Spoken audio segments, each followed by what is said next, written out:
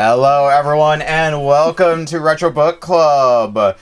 It's gonna be a busy weekend this week because we got normal show today, and tomorrow we're gonna be over on Brasentia's channel for a bonus Retro Book Club in the afternoon.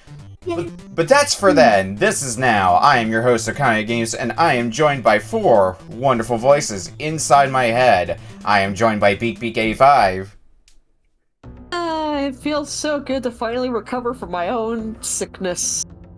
I am joined by MjuRAE. Hello. For once I'm at least awake. I am joined by RedLion. Welcome to the Aloha Snack Bar, where business is booming and your intestines will be too. And I am joined by RustyJimJob. Alright. We have the games and we have the players. All that's left is to take a look at the order. We'll be opening tonight with my own game. Up second, MjuRAE. Third is RedLion. Fourth, BeakBeak85. And we'll be closing out tonight with RustyJimJob's game. So, let's get started with the first game of the night. From me. Now, I decided to go with, this is an instance of me picking a game I'm not super familiar with, but it's a game that when you get into collecting, sometimes you see some games pop up, and you just see people talk about them from time to time. You know, when it comes to the NES, Little Samson is one, and I always hear this game brought up on the TurboGrafx 16 side, so, but I've never played it. I've seen like a little bit of gameplay of it, but wanted to see what the game itself is like, so introducing the holy grail of TurboGrafx 16 collecting, Magical Chase. You of course have the TurboGrafx 16 game. Why am I not surprised? I better check to see if I have that core. Forgive me. I believe it's under, TurboGrafx is under PC Engine as well, right? Yeah, PC Engine is the Japanese okay. TurboGrafx. So. Okay, I got it. Since I'm using Ares for all other forms of retro streaming. Oh, Jesus. Gonna have to. Yeah, from what I saw of this game, this looks to be a shmup, and that's about where my knowledge about Magical Chase starts and stops. Also, it's a very expensive TurboGrafx game. Like I said, it's the holy grail of the North American TurboGrafx library, so good luck finding... My quest. Good luck finding a copy of it out in the wild. Or at least one that's not a reproduction cartridge, or I guess reproduction card because of the form of media TurboGrafx games came on. I can't help but laugh. Because, Nick, this is eerily similar to my game as far as thematics go. Like, as far as the theme goes, it's eerily similar to my game. I'm just looking at this box art that we have up here with, you got Power Star, you got, the Unborn Menace to Society. Oh god, what's that, Cotton. That's the series I'm thinking of. Something about it just reminds me of Cotton. Yes, Penner. Yeah, it's giving solo player Twinkle Star Sprites vibes here. So, I mean, Twinkle Star Sprites is a vertical shmup, right? Looks like we have a horror... So a horizontal single player Twinkle Star Sprites.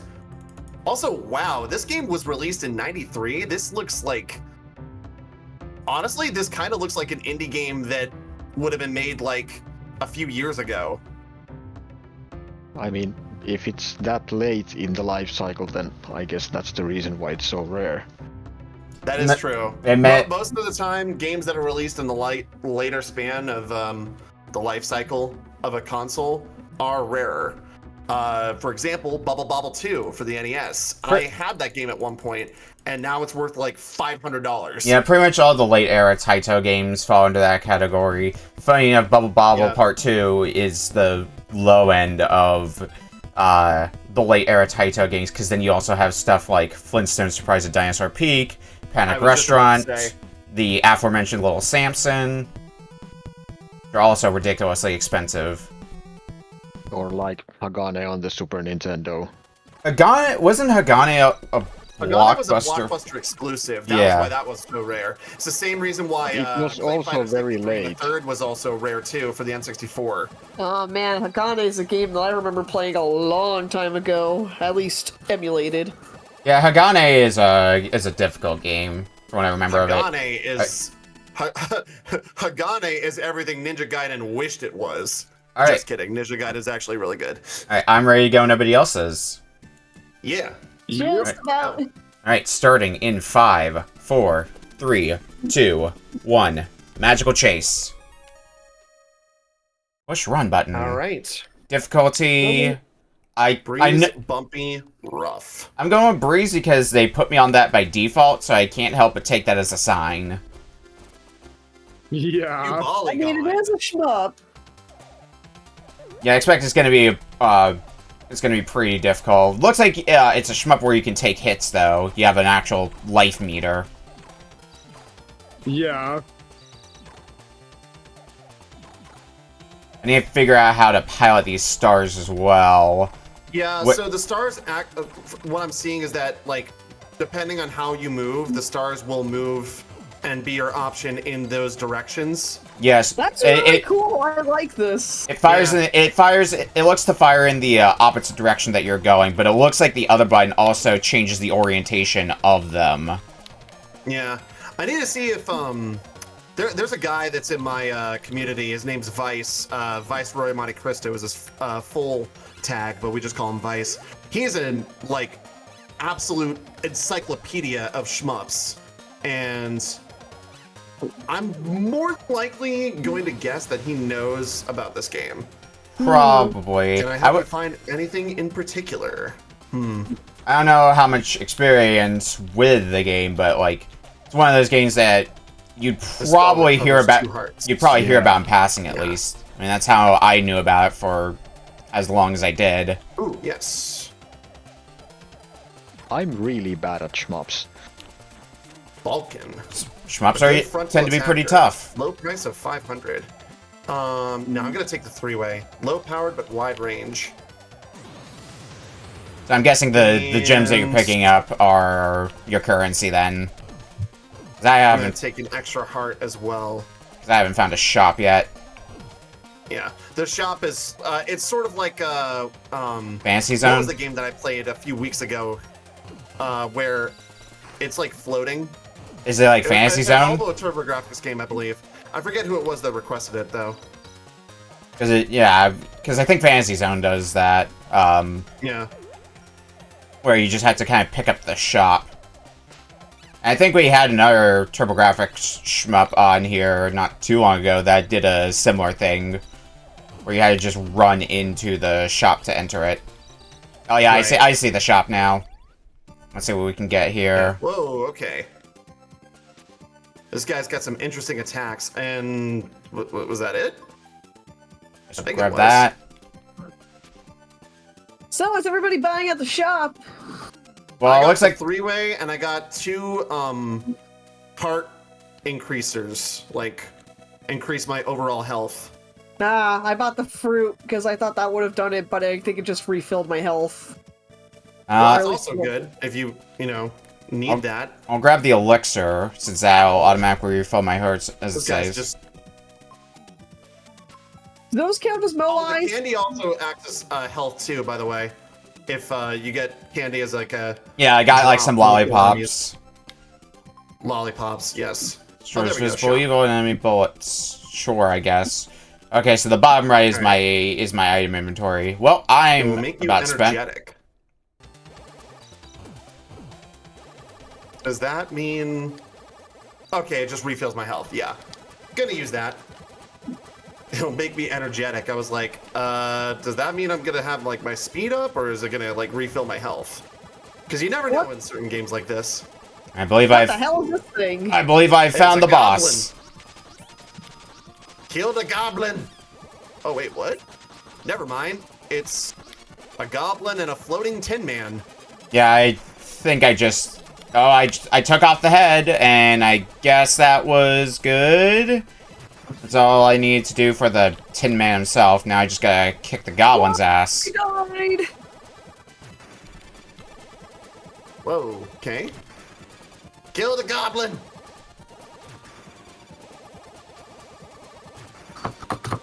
How Alright, far Goblin's back dead. Oh, it puts you at the beginning. Oh, it's one of those games. Oh,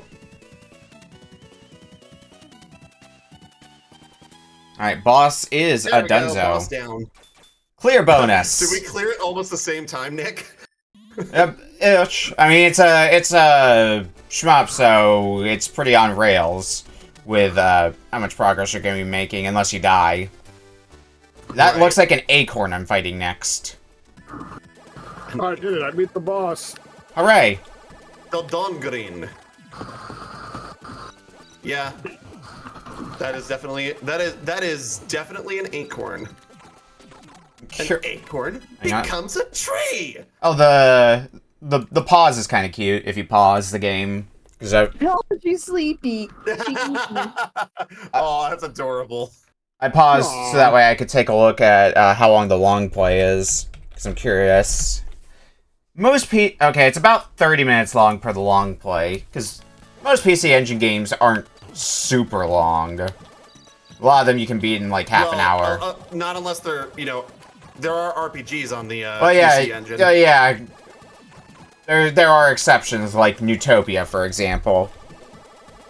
Oh, there's porcupines.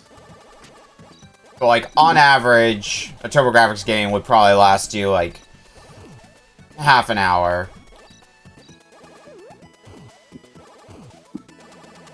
I think Keith Courage was a bit closer to an hour when I played through it. Either way, Let's see. what's in Do the I shop? grab full health, or do I Swing go shoots for another shiny extra bullets heart? in 2 directions. Affordable at 1,000. Yeah, sure. We'll take the. Wait, swing. We'll try the swing and see what happens. I'll get the heart container. Let's see what that's like, actually. Huh, Oh, I like the I like this one. I think I got the first boss. It's definitely difficult. Well, not entirely difficult. It's easy to understand, but can be brutal with their bullets. Yeah. Mm-hmm. But this is fun.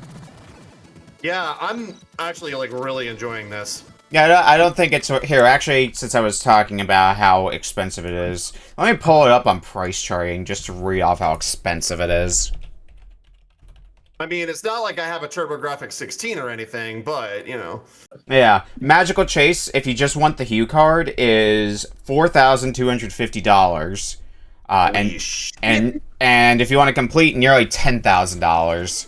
Dear God, So Wow. yeah, that's like Nintendo World Championships money. That's ridiculous. like I said, Holy Grail of the TurboGrafx library. Whoa, bears. It's gonna be a pain in the ass to get if I ever decide I want to go for a full set of TurboGrafx games, but I'm still missing a lot of TurboGrafx games. I've got a very small TurboGrafx collection currently. You actually have a working TurboGrafx? Yes. Those are hard to find nowadays, actually. Well, the TurboGrafx itself isn't too hard to find. It's usually the CD add-on that's a pain to find. Although that said, there's the recently released Analog Duo that you can get for your TurboGrafx needs. So, is that it? I beat the Acorn. The stage was still going, if that's what you did. No, I died. Oh. How do I use my spells? That's something I have not figured out just yet. Yeah, the hearts that I have over here, like, how do I use them? I'm trying buttons to see. None of the buttons seem to work. Off the top of my head, I would have assumed. I will tell you, it's not going to be start and select together because that is the commonly the button combination to reset the TurboGrafx. So don't press that combo. Guess it's not.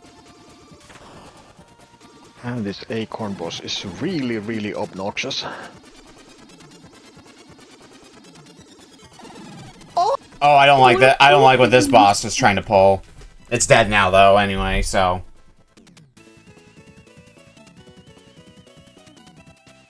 I love these blue boo bow thingies. They're so cute. Yeah, I was about to say it looks like not Booette, but what's the Is it Lady Boo? Lady Bow, yeah. Lady Bow, yeah. I assume you're talking about the Paper Mario companion. Yes, that was what I was going for.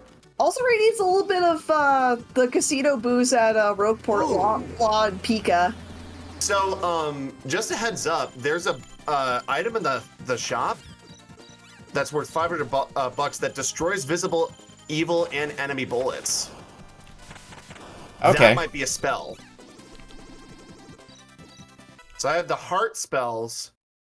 Yeah, I have 3 of those, and then I have 3 of these. So I'm wondering if the only reason why I can't use the heart spell is because I was at full health. So maybe. Would help if I had a manual. Because, you know, game manuals usually do a decent job of telling you this information. Heavy base. Can someone call heavy base up because we just got the nuts? Oh God. The third stage is a little bit more gimmicky in how it plays out, so be ready for that when you get there. I see Rusty on stage 3 currently. I'm actually shocked at how good I'm doing right now. I mean, I am playing on the easy mode, so like. Yeah, I'm doing the same as well. True. So. True. But that notwithstanding, like. I'm glad. It does make me wonder how much more I would hate this game if I was playing on the hard difficulty. Because there's definitely some games that I play where it's like, yeah, this game's fun on the easier difficulties, and then you boot them up on the harder difficulties, and then you start regretting everything. Oh, I love these floating Banui things that just charge at you from the back. Okay, they kind of look like what's the thing from Digimon? I could use a heart. I'm trying to remember. Fuck! I died. Was it that one that looked like Kimba almost with the blue stripes on it? Yeah, that's not Patamon, is it? No, that's not. Patamon was the pre-evolution of that. No, I'm thinking of something different. I don't know. I was a Pokemon kid, not a Digimon kid. I only watched maybe I watched like a few episodes of the first season of Digimon. Yeah, and then I just got, and I remember I got the card game for Christmas one year. Yeah, about all I know about alongside the Pokemon trading card game, which I played way more of. I am so happy. I am so happy to have beaten and mastered the TCG set. Twitch moral there, Wigglytuff is OP in that game. Let's see, the bound... Yeah. Use bound in limited space and let it rebound. Yeah, let's see what that's about. You get a full deck, and then you start doing the wave on everybody. Oh, yeah. I was always a fan of Blastoise's Rain Dance ability and just making a Rain Dance deck. Making it rain! That and also the OG beatdown of like Hitmonchan and Electabuzz. Oh, Haymaker? Haymaker was so good. So good. I'm not sure. I don't really need anything. I'm not sure if I like this bounder ability yet. Might be. So has anyone figured out spells yet? If you double tap the shoot button, then it seems to activate the spell. Yeah, it's really? a double tap shoot. To wake up Hulk and Phoenix. Hello, Phoenix. Oh, Torpedo Teds. Yeah, double tap is not the button I probably would have chosen, especially since I haven't seen a use for the select button just yet, so... Yeah, I feel like that would have been like a better play here, because I'm just holding down the shoot button. I'm not double tapping it or anything. Yeah, I mean, it's a shmup. And doubly so because we're talking about a TurboGrafx game here, so... Yeah, if shmup has an auto-fire ability, I'm going to use it. Like, I don't care if that makes me casual or not. Like, that just... immensely improves gameplay for me. Well, more just the point of the TurboGrafx controller itself has a turbo button on it, so... Oh, yeah. Oh. Alright, I think that's the third boss down. Oh, I just see what happens if you play on the easier mode. Oh, does it? Shorter levels. Game ends prematurely. Yeah, it locks the game out. It locks you out from the rest of the game after the third level. Yeah, it means I'm probably gonna run into that same problem here in a second. There's still a long way to go, but Yeah. Breeze mode ends here. Did you befriend the Star Maiden? We must all cooperate to move on, but Cracker Ball. you've come this far. What You'll in do the just world is fine. that? Now try and challenge the next mode. Cracker ball torture from Wikipedia. Alright, well... There's still 15 minutes left on the clock, so let's see what rough difficulty is like with this game. Yeah, I'll Is it hop gonna in become with you on Toho? that. Adds power to Starmane's bullets. Sure, we'll go with that. Imagine the game's gonna get a whole lot tougher. Oh yeah, I could feel that. I don't know in what ways, if there's gonna be more bullets, if things do more damage, or what, but... we shall see. Well, at least Splash won't be the only person who had this type of thing happen to him. Yeah. I mean, it's definitely a game from this era. It makes sense. A lot of games around this time likes to do this, where if you play on the easy difficulty, you were locked out of the later stages. Yeah. Oh god, it's the bear. Of course it's the bear. Oh, wait, no, it's the tree. The unfortunate thing is I'm probably going to be getting to about where I was at the end of the easy mode run. I don't need the medicine. I'll take... Oh, it's a really tree easy man. as such. Not quite Woodman, but oh dear, whoa, wow, okay. This boss is going ham. Oh yeah. Nah, fuck that. This boss is going like ham, egg, and cheese right now. Boss does not pull punches. That sounds delicious. And yet somehow I ended up like it did not cause me any problems. Okay, that's my weapon I got from stage 2. Yeah, it feels like this boss moves way faster. Oh wow, yeah, we do have some bullet bills here. now I finally see what you're talking about. Because I finally got to the third stage. I called them torpedo tents, but yeah, basically. I mean, yeah, they are pretty similar. Tomato, tomato. Oh god, we're on the airship. Da, da, da, da, da, da, da, da. Oh yeah, this is gonna be rough. I love how we hive mind just right then, beak. Let's go ahead and try the normal difficulty now, then. Because evidently I am not gamer enough for the hard difficulty at the moment. Andy. Okay, how much does Yeah, this no, airship boss take damage? It took a lot of hits for me to take down. Yeah. Wow, I've already What got weapon were you using though? 11 achievements in this game. Wow. I wasn't using the same one that MjuRAE is using, because I used the one that was in the shop, which ricochets off the walls, but it doesn't seem to fire nearly as quickly. I just took the spread shot and went with that. Never Yeah, I'm changed. using what's called the Cracker Ball, which is sort of like spread shot, but it's got a much faster rate of fire. Oh god, okay. We got some wall trapping stuff here. Still a long way to go, but breeze mode ends here. Yep. So Thank you. So you've gotten to the end of the easy difficulty as well. Yep. And I don't really know if I want to try higher ones. I tried the hard one and got my ass handed to me, so we'll see what That Yeah. sounds about right. we'll see what this difficulty offers for me. Let's try getting the three-way this time. Nick, you gotta buy me dinner first, my guy. Sorry. If you want to fuck me, at least buy me dinner first! I had to take the easy joke, I'm sorry. It was just too easy. Yeah, this boss is not... This boss is still somewhat aggressive, but it's definitely not as aggressive as it was on hard difficulty. Yeah, no, it was like throwing blocks everywhere. Yeah. Like, it could.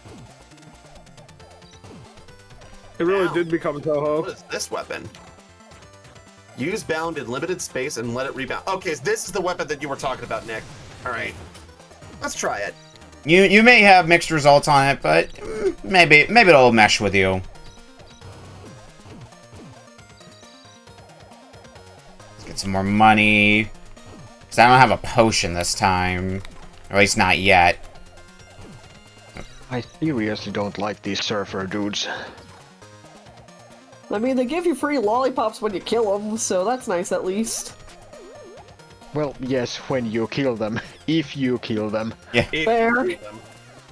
Oh!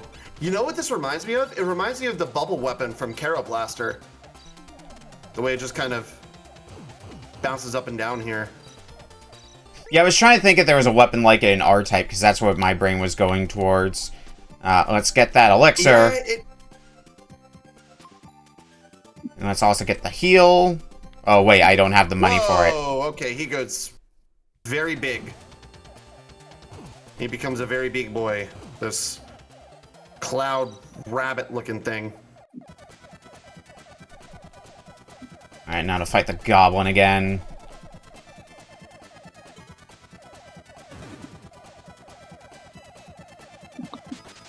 Is that it?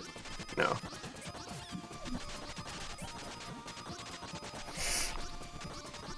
Watch myself. Got him. Need to watch myself unless I want to die horribly. Especially because, well, the Tin Man's down, I gotta get the Goblin now. The Goblin is definitely much easier than the Tin Man. True. Oh, yeah. Oh, wait, I just saw from Okami's screen what it looks like. Take back my statement. There's still a long way to go. But Breeze mode ends here. Ah, okay. So technically everybody's beating the game now, I believe, anyway. Yay, game clearing! Barely beat the boss with, 1 heart left. I mean, I still had a I'm actually potion. gonna take this time to, check in on the stream did it. for myself. See where everyone else is at. It's interesting that you don't get a full heal, though, in between stages. Yeah. You're like, oh wow, I saw that boss fight nearly kicked your ass. Here, have 3 hearts. Yeah, only a partial heal. I mean, I could also probably use those hearts that I have in reserve in my spells. And probably should, in all honesty. You want to save them for if I need them, though, so... I might get some lollipops later, and I don't want those to go to waste. Terriermon. Okay, yeah, that could be what I'm thinking of, Rega. Sorry, I'm just now checking Okami and Games chat. Give me that cake! Let me eat my cake! You have your cake. Are you going to eat it too? Gladly. Have we all considered the possibility that the cake is a lie? I don't care. But does the queen have that gat? Oh my god. I remember swing being a very good weapon. And there will be I'm gonna do it, cake. Batman. I'm gonna stick my gat out for the Rizzler, Batman.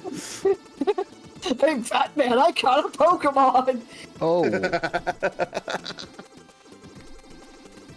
No Joker. Please die, Acorn. Please die, Acorn. Okay. Acorn is dead. Long live the Acorn. It always goes back to the nuts! Must be the Always nuts. Goes back to the nuts. It specifically has to be D's nuts. Alright. And the crowd goes silent. We've heard a few too many we've heard a few D's nuts jokes in our time. We know how they go. Yeah, I mean, we played Yeah. Mr. Nuts. Oh god, Oh, Mr. jeez. Nuts. Mr. I raced that in one of the weekly mystery races that Smite and Oth do. That was something. a sight to behold. It's always a sight to behold in some of those Wait, races. you say weekly mystery races? Yeah, so Yes, Smite Noth, well, Smite runs Arcade Pit first on Sundays, but usually after that, does a weekly mystery race, with, Author Blues. So people sign up for those, and Smite Noth just, like, commentate over it, and it's usually a pretty casual race. Last week they did, I'm just gonna buy a bunch of health for here. Last week they did that recent Megman X8 16-bit ROM hack, and it's basically just. Oh yeah, I've heard about that. And it's basically just That looks super good. It's basically just you race the game for half an hour and see who makes the most progress. I'm sad I missed one of the ones that they had because it was while I was at PAX. The game they raced, which I would love to get in on, was Snake Rattle and Roll. Ooh. There's always some fun games that they have over there. Sometimes it's games that I had never played before at the time. And I'm like, oh, this might be a good fit to bring over to Retro Book Club. If you remember when I brought Arkista's Ring a while back, that was a game I played. Oh my god, I love that game so much. That was a fun time and a really good palate cleanser for most of what we played that week. That was... Arkista's Ring was one that I played through those weekly mystery races, and that's how I learned about it. Alright, second boss is done. Alright, I'm gonna use this opportunity, these last 5 minutes or so here, to get a drink. Sure thing. I'm not going to my intermission screen, because that'll make it seem weird on your end. Yeah. But that's where everyone knows. Oh god!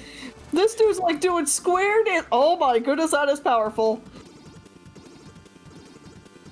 The acorn boss nearly killed me. Yeah, the actual stage boss is also infuriating to deal with, just because it's hard to parse how to dodge its attacks on the fly, because of how much it's, it sends some blocks at you, and they shift around, so trying to fly around them is a pain in the ass. Yeah. Like, I think I'm getting to a point now, with my current loadout that, I have survivability on my, like, I have the survivability advantage. I got plenty of health, I've got a potion stocked, I've got some health spells if I need to cash in some health, on a whim. So I'm looking pretty right now. Which is a shame because I'll probably get into, like... I might get out of Stage 3, maybe, possibly. But I'm not going to make it much further than that before time runs out. Yeah, I'm not going to be able to kill the second boss venture. I have 0 spells and only 1 elixir, so... I think you can only hold 1 elixir, right? Probably, yes. I never had to use one, and is it a full heal when you use it? Because I know it's automatic. Yeah.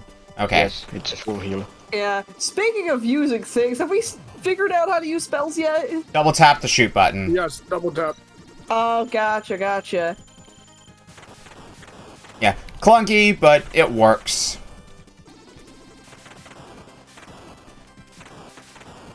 I might actually just forego the shop, just so I'm not spending time in the shop menu. Because if I get there, there's plenty of lollipops to be found to make sure I stay alive too, so that's pretty nice.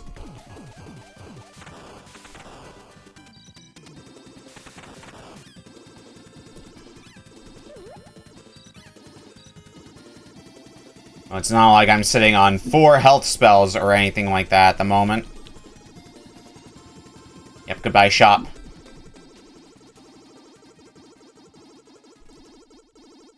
Alright, boss. And I am almost dead. And this boss is taking way too long to kill. And that was that. And that was the end. As they be. I got stumped. Pun very much intended. I'm back. Stumped by tree. And I have my cat. You just had to treat yourself to that debt. You know, let's try Cracker Ball. Pop a heal. Oh. And we got about half a minute left. Which I'm gonna keep... I might be able to beat this boss, then, yeah. Yeah, I just barely managed to beat the Stage 3 boss, so I'll get to see, like, maybe 5 seconds of Stage 4. Because I doubt the game's gonna prematurely end after Stage 3 on normal difficulty. Yeah, if it did, that'd just be confusing. Fat metal. And that's time. Nice. Alright, nice. Well, I actually like the aesthetic of Stage 4 as well. That's a shame. Yeah, it kind of looks like Toy World from like Toy World from Wario Land 4. Alright. We're gonna take a quick break, and when we come back, we'll be playing MjuRAE's game up next. We'll see you in a bit. And while you guys are waiting, if you're tuned into my stream, you can be treated to a kitty. Yay! Yay! Yay! Cat is friend. Yes. We stand cat friend in house. Yes. For those who don't know, this is Kisa. This is mine and Ashley's cat. Although it's more Ashley's cat than mine. I just take care of it. It's her emotional support animal. Aww. Do you have something to say? Does cat have some use to provide? You're feeling a bit spicy today. Oh, yeah? You're telling us your plans for world domination, is that it? Oh, Are you about to commit crimes against the Geneva Convention? Oh man, I loved cats and dogs when I was a kid. At what part did you forget I was trying to take over the world? Alright, well, on that note, we are back for our second game for tonight from MjuRAE. Well, I don't really have much to say about the game, since it's something I have never actually played. It's a game that recently got a sequel. And a re-release. Or a remix or a remaster or something, but we aren't going to be playing that. We are going to be playing the NES original Inglorious 50Hz PAL, since this is a game which was released only in Japan and in the PAL region, not in the US, for some weird reason. A very late NES life cycle. I think Sunsoft game? It is Sunsoft, yes. Oh, is it what I think it is? Ooh. And yes, it is Ufouria. Oh, okay, it was not what I thought it was. I thought it was going to be Mr. Gimmick. Gimmick is also a good pull.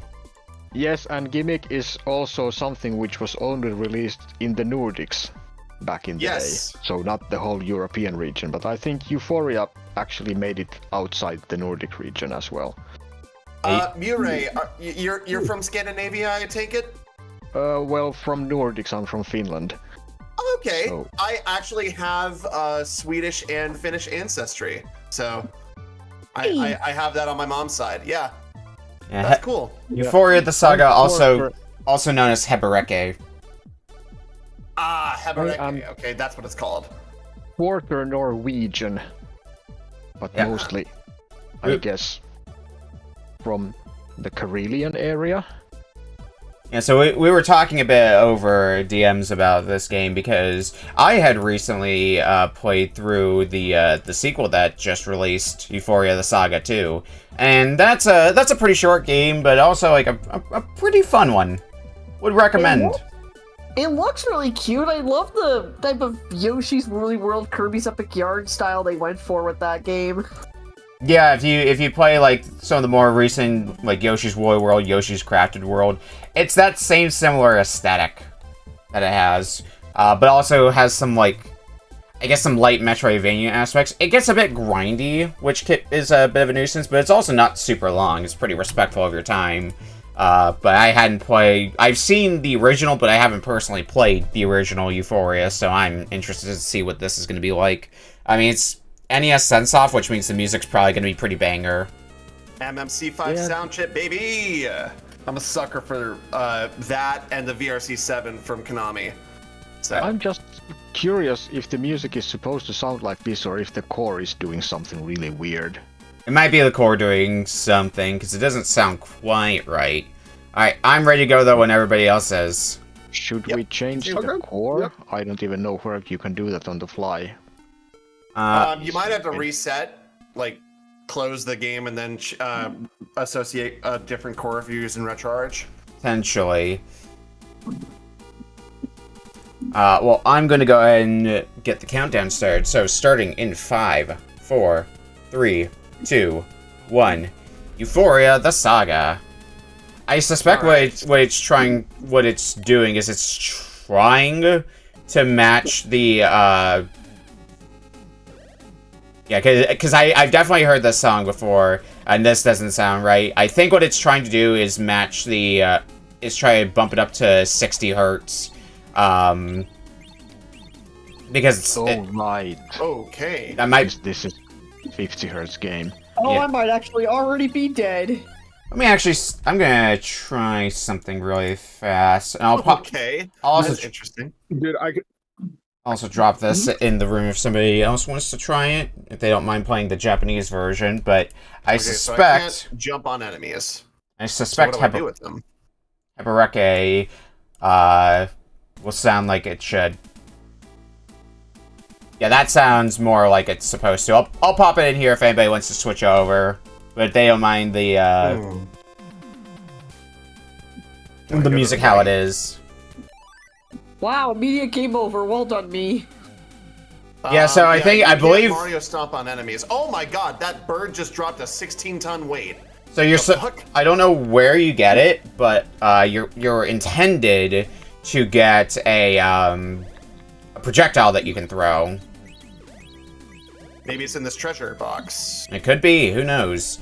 There's definitely... You found the crystal. Select the crystal on the subscreen to see the password. I have to find all my friends.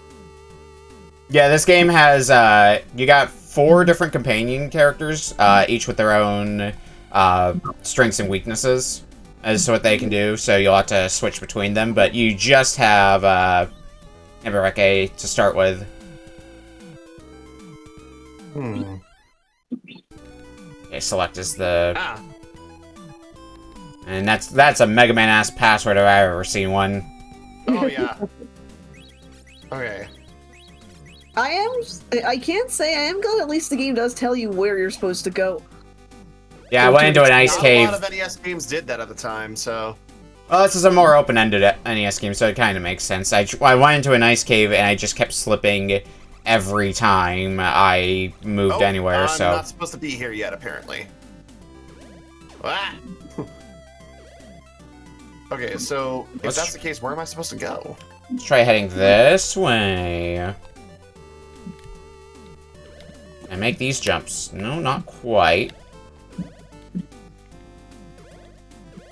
Based on my experience with Ufouria, too, I can probably guess who I need for that one. Can't climb up there.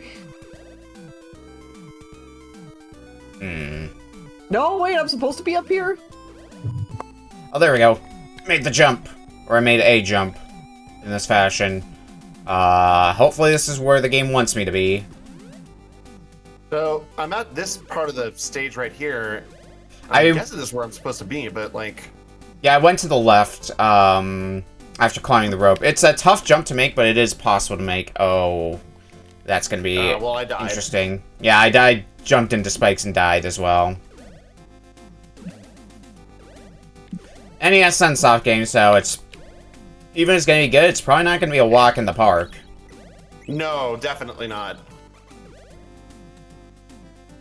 I mean, shout out to Polk for being able to understand Bugs Bunny Rabbit Rampage. Oh, there's a gem right there, Rabbit Rampage. Okay. So how do I make this jump? Yeah, I can't figure out how to get RetroArch to function in actual PAL, so whatever. Okay, I guess I just had to take iframes.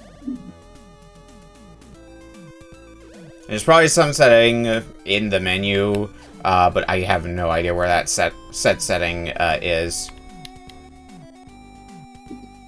Momentum does take a little bit of getting used to, though, with MjuRAE. Ah, God. Okay. I also noticed that the your player character also looks a bit different depending on if you're playing MjuRAE or Ufouria. Okay, now I can fight things, or I can... I'm just playing as the TBH creature. Ah, shit. Okay. Okay, maybe my best bet is going to be, do this, try to attack you, or pick up the thing, or actually I guess while you're invincible, you don't do contact damage, so I can kind of have you in a loop now because of that. Hell yeah. And I missed my shot anyway. So, Yeah, there you go. Tap your little above tail to Ufouria. okay, there we go. Alright, finally at the next part of the stage. Ooh, boing. Alright. Do Boing. you remember? Tomorrow's the 21st night of September. Oh god, it is too. Oh god. I'm gonna be blasting that. I'm gonna be blasting that on my way to work tomorrow. Oh! I made the jump, but I hit the spikes. Yeah, that happened to me the first time around, so don't feel bad about that. Okay. Alright, so now I've beaten the Man, boss. This is a bit of a hard game, isn't it? Yep, can I just drop down here to go to the previous area? Yeah, I can. Alright, now I need to figure out what my new character is capable of doing. So, this game was never released to the West? Yeah, we never got it stateside. I think you can get on the Switch eShop now, or like an enhanced version of it. My gosh, I love this guy already. Oh, do you have the cat character? No, I have Or- a little. Oh, it's a cat in your game. Okay. Oh, I actually recognize that cat character now. Yeah, the Wait, what? Oh, I didn't even try to pause there. The game paused for me. That was weird. that's just password. I don't know what to do with you. You just walk back and forth, but Oh, I can crawl. Okay. you sure can. Can I fall down the pit? I'm already dead. Okay. Yeah, the looks of the characters in MjuRAE seems to be more in line with how they look in the recent re-release.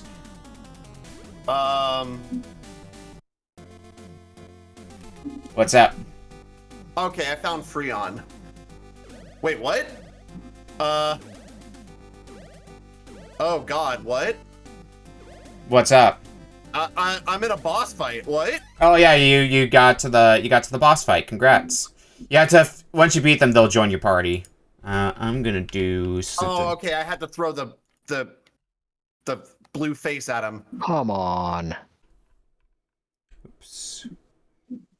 Got a bit of stuttering on one of the streams, so just refreshing that really fast. Oh, that's me. God, freaking. Okay. The thing that made the boss fight easy for me is realizing that if they're invincible from iframes after you hit them, they also can't do contact damage to you during that time. Yeah, that's really nice. Okay, obviously this is not where you want me to go.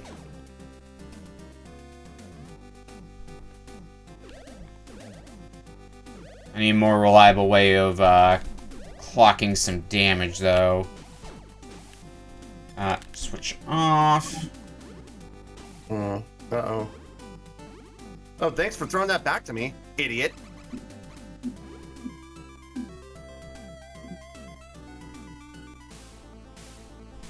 Alright, let's see if I can figure something out about how to fight you this time.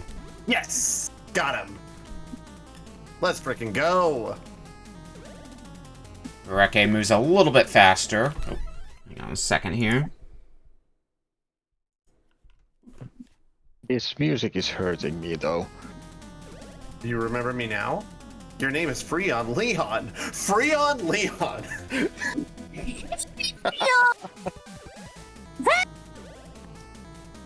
Oh yeah, I like all them Pokemans. I like Vaporeon, Jolteon, Flareon, Freon, Leon, all of them Pokemans. Okay, I must have to go somewhere else. So, everyone's got amnesia, apparently? Amnesia and or mind controlled, I don't know. But I don't get the text because, well, I get text, but it's in a language I can't understand. Can you even do anything to the enemies, like, if you are just the basic guy? There might... Eradicate himself. Since you can't jump on anything, it hurts you. Yeah, in the sequel, what happened... Okay. Now things are starting to make a little more sense to me. Because I believe all the characters in Ufouria 2 could traverse across ice. Looks like that is something specific to the character that you get after the first boss. Okay, so I'm supposed to go over to where the ice cave was. I thought I was supposed to swim. Yeah, swimming was my first instinct because that was like the big thing that your second character could do in the sequel, was being able to swim. Can I actually fight the first boss? Because it's just me dodging him.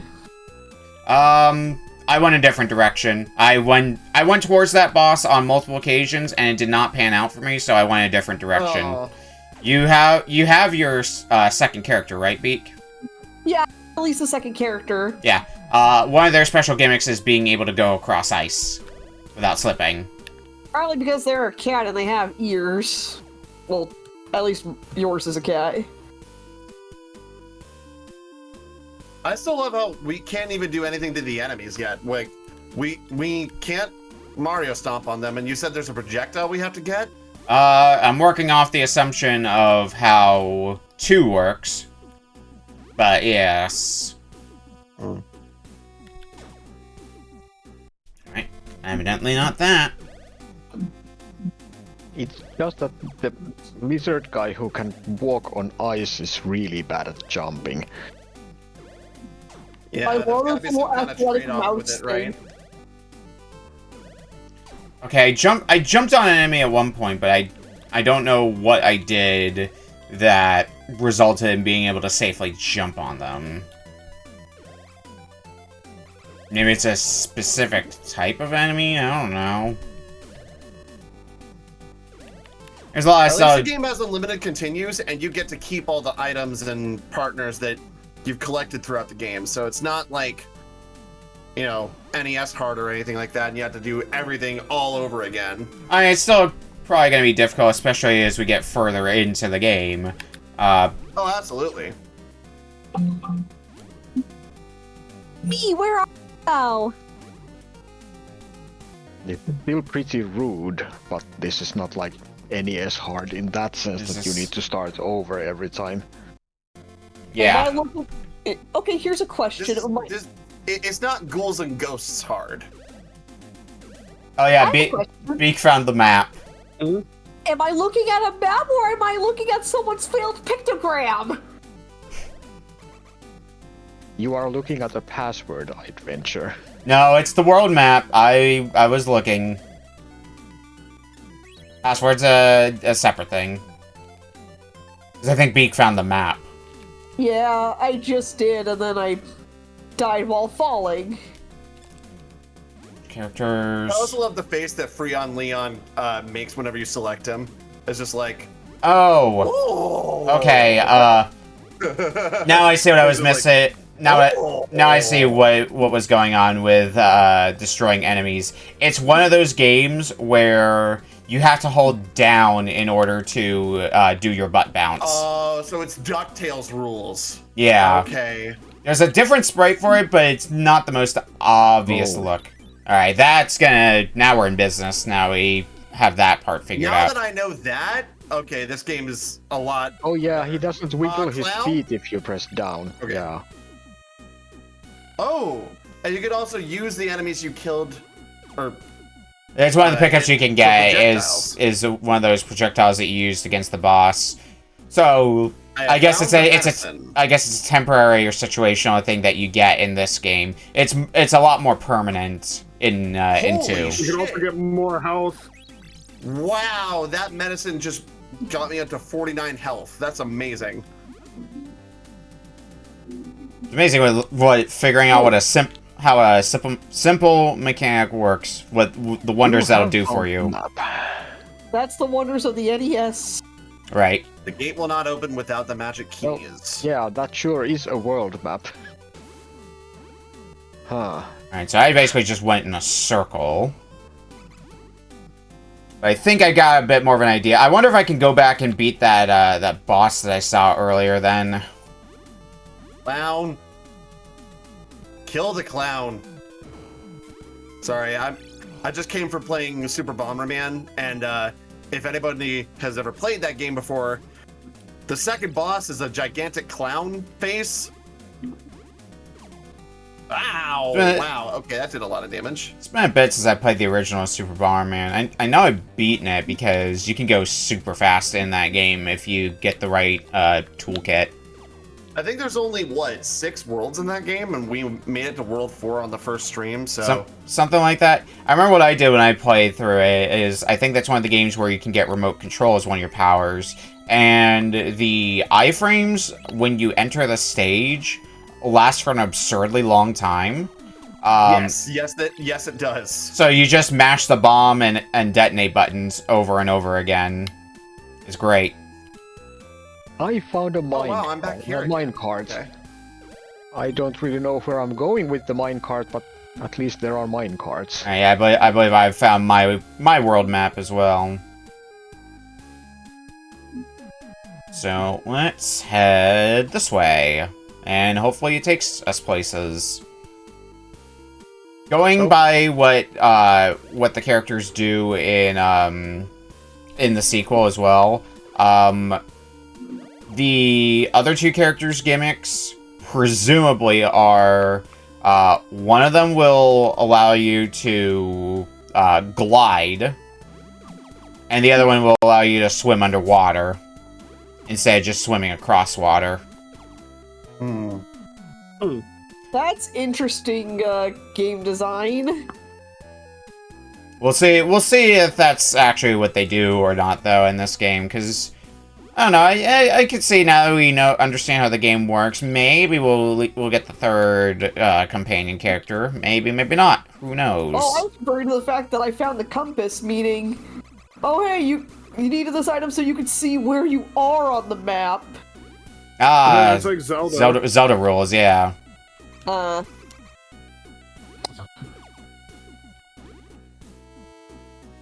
And now I'm traveling through the mines as well, but I have no idea where in the mines the game wants me to go.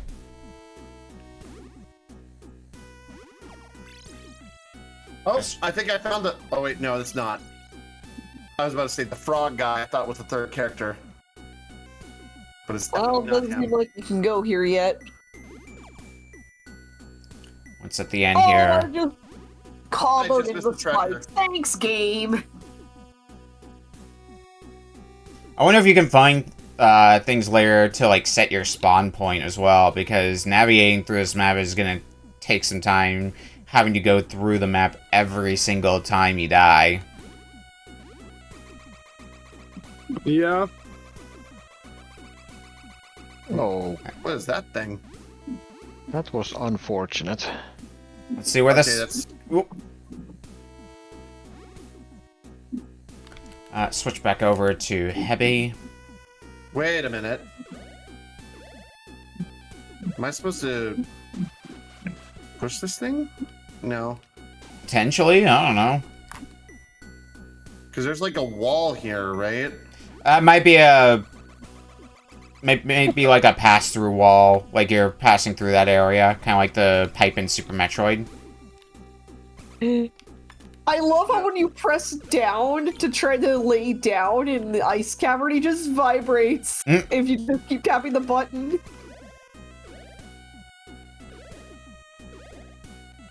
I like this game so far.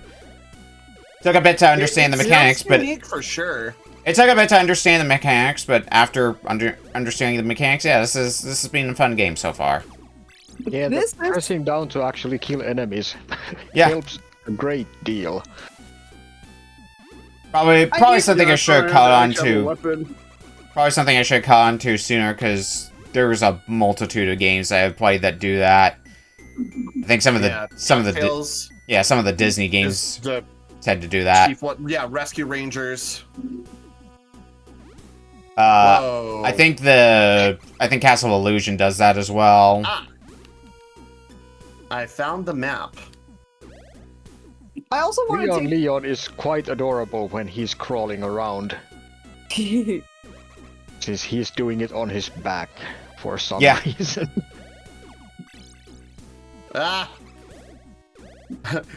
Meanwhile, I'm just stuck in the air. I guess I'll take this projectile with me. Dude, I was so glad to be listening to different music, and then I died, and now it's back to the same thing. I found the third character. Well, I found the boss anyway. Oh, nice. I just gotta kick your butt. Looks like all the bosses kind of play more or less the same, and it looks like it's the character that can glide. That'll be fun to poke around with.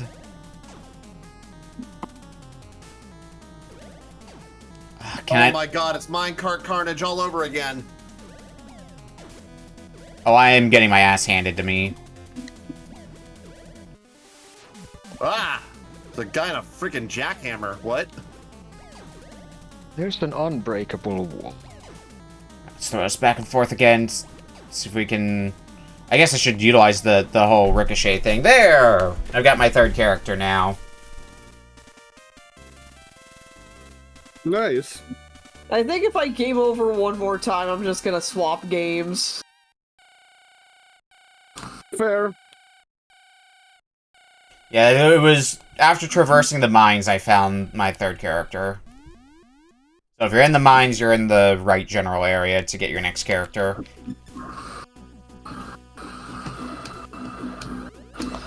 And yep, sure enough, has a glide, so jumping across gaps should be a lot easier to do now. Where is this minecart leading? That's an excellent question. It might lead to your doom. Yeah, it's leading off of a cliff. Be careful. Yeah. Alright. And into spikes eventually. Oh no. Okay.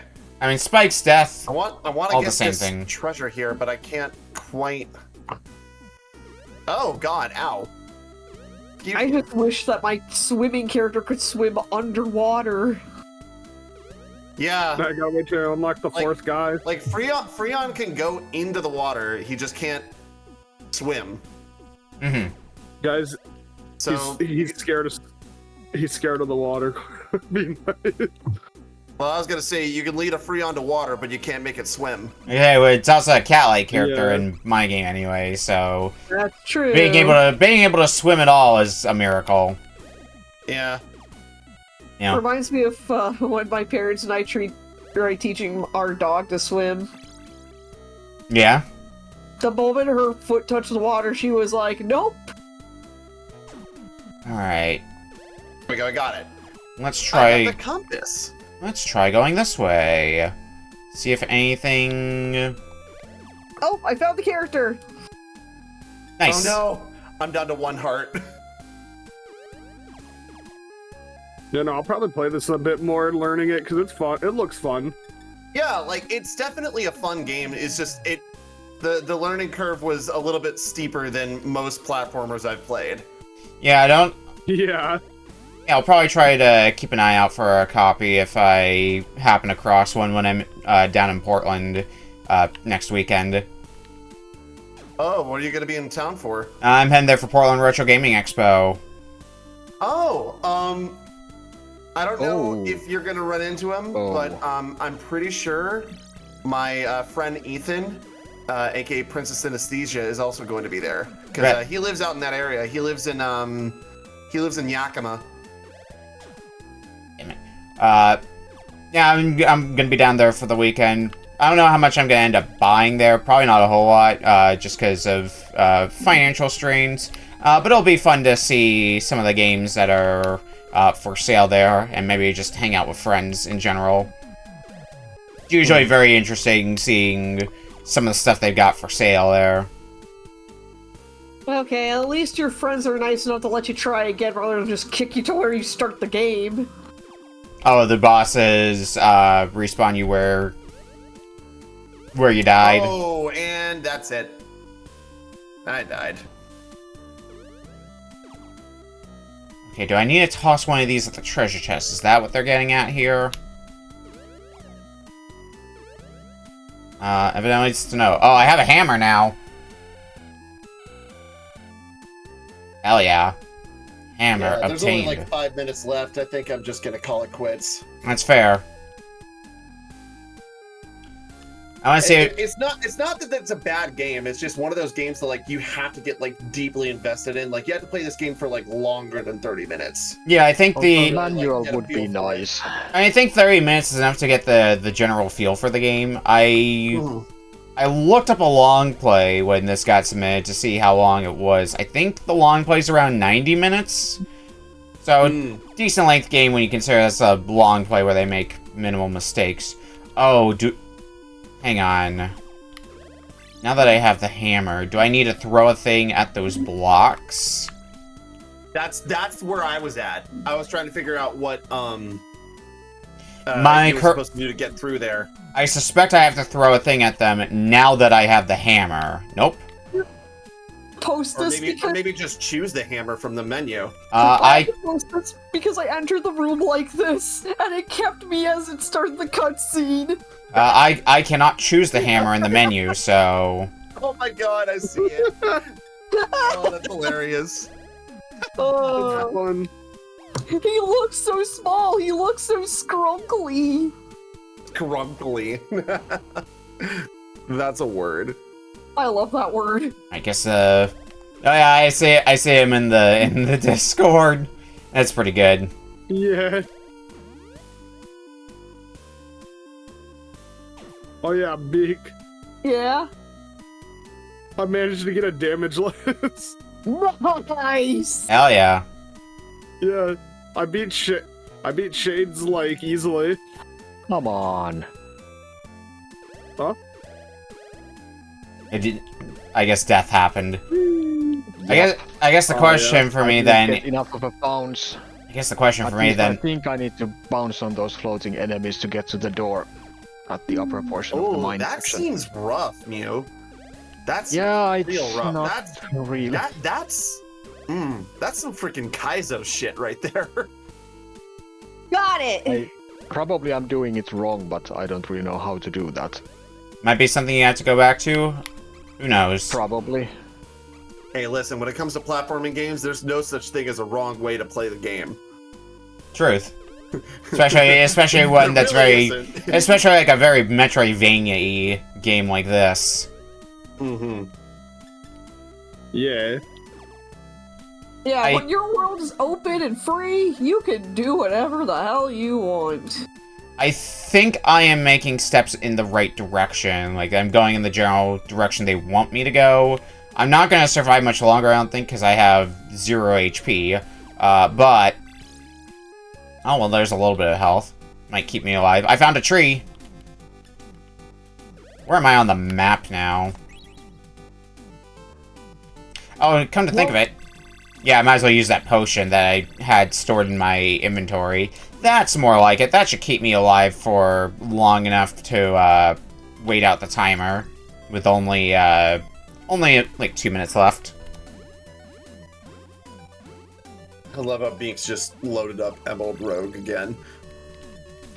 Go and switch over to you, because I suspect being able to glide through the air is going to be useful for the platforming in this area. It really seems to be anyway.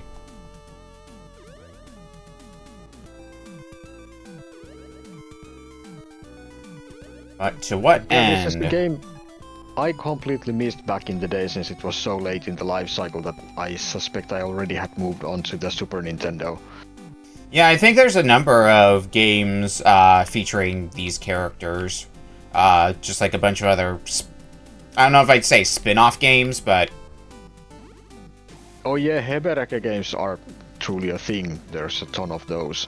Yeah, there's a number of games that came out for the NES while the SNES was like the new thing. Yeah, I think it's like that for a lot of systems, isn't it? Well, yeah, but specifically with the NES though, because like that lived on for another like 4 more years after the SNES got released. There's games like Wario's Woods, Fire and Ice, Bubble Bobble Part 2. Oh, all very good games. I think Wario's Woods is the last game to come out for the NES, from what I remember. Yes.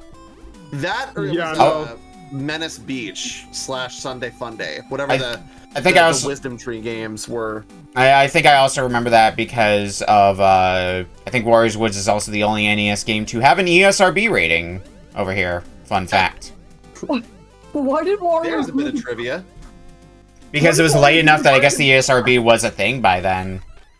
Yep, it was still the not the ESRB. What was the thing that happened before the ESRB that they put in place with the release of Mortal Kombat and shit like that? The General Software Rating Board. I don't remember what exactly it was called, Yeah, but it was also that. also Sega specific. All right. Oh, yeah, that's 30. All right. Well, yeah, we've hit 30 minutes, so we're gonna take a break, and when we come back, we're gonna be playing RedLion's game up next. We'll see you in a bit. Oh boy. All right. Okay. This will be a time for me to hit intermission on my stream. Yeah. So far, like. So far, good games.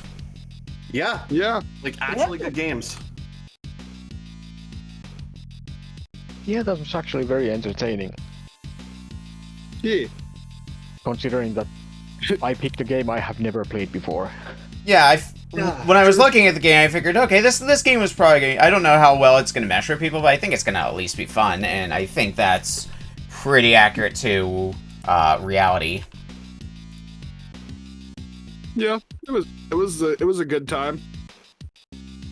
Yeah, I think and it was the right amount of time to get the basic feel for the game. And if you end up wanting to continue it later, well, one, you could save state, but also it has a password system. Hi, Techie, how's it going?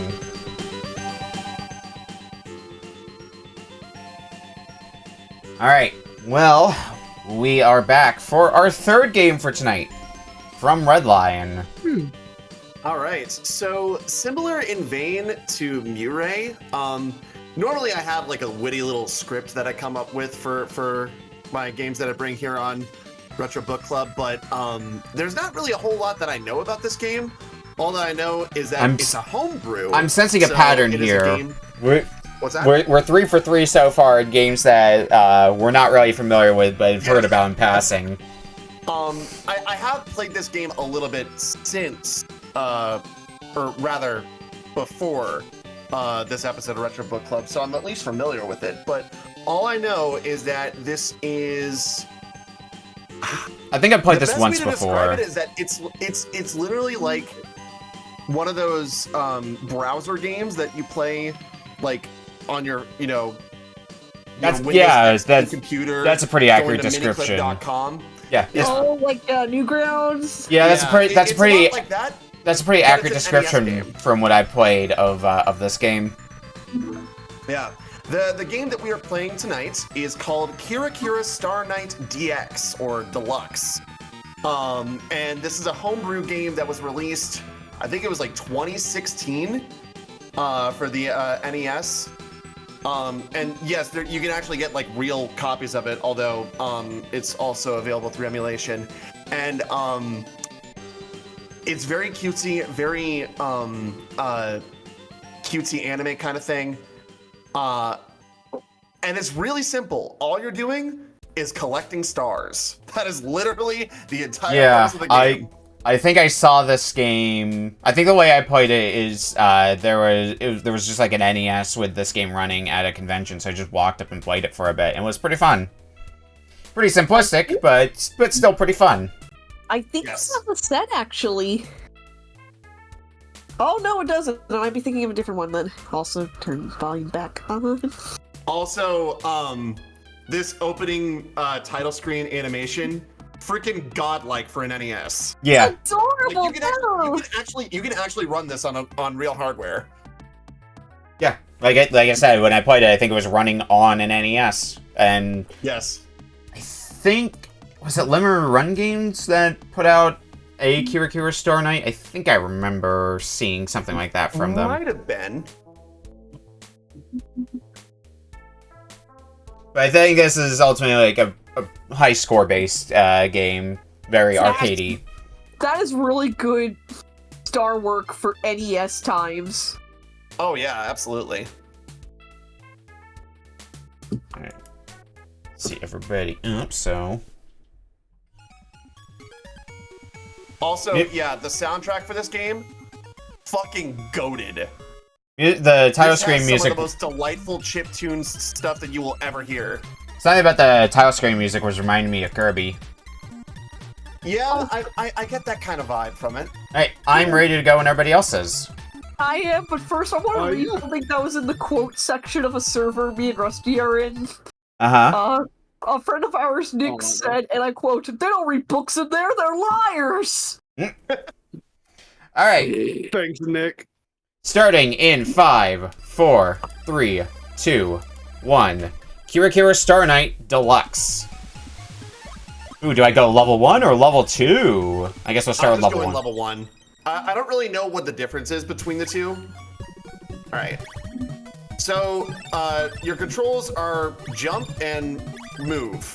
But if you press up and jump, you get a super jump. Yeah, you get a high so jump. You go way higher. And it looks like you can get stars in bundles of 3. If you get all of them in a wave, you get bonus points. Yeah, that's just the first level though. As you progress, the patterns for the stars are going to get way more erratic. So it's not just in bundles of 3. I'll go ahead and warn you that right now. Yeah, now I've got the star patterns that because you had the ones that wave back and forth, so they stay on screen for a fair bit of time. Now I have ones that just go down in a straight line and don't deviate from that. Yeah, you can say that. I'm just gonna say this right now. It's gonna get wildly erratic. The more you progress in the game. Like right now, when you're entering fever mode. Oh yeah. Yeah. So you basically have to collect a certain amount of CGA. stars per level. And it looks like that's gonna go up with each stage. Yes. It goes up in increments of 10, I believe. So the first stage is 80, the second is 90, and it'll be 100, 110, and so on. Yeah, this seems like a game that would be like a fun score attack sort of challenge game. Because if you ask somebody to play this blind, they are not getting a perfect on it. Oh yeah, no. Okay, now I've got stars that are showing up from the side. Yep. This music and just the visuals are all just eye candy. Oh yeah, this is some major candy. Oh, I also forgot. You can wall jump in this game too. Yeah, I noticed that. Yeah, I noticed myself bouncing off the walls a bit. Alright. Hello, Fever Mode, my old friend.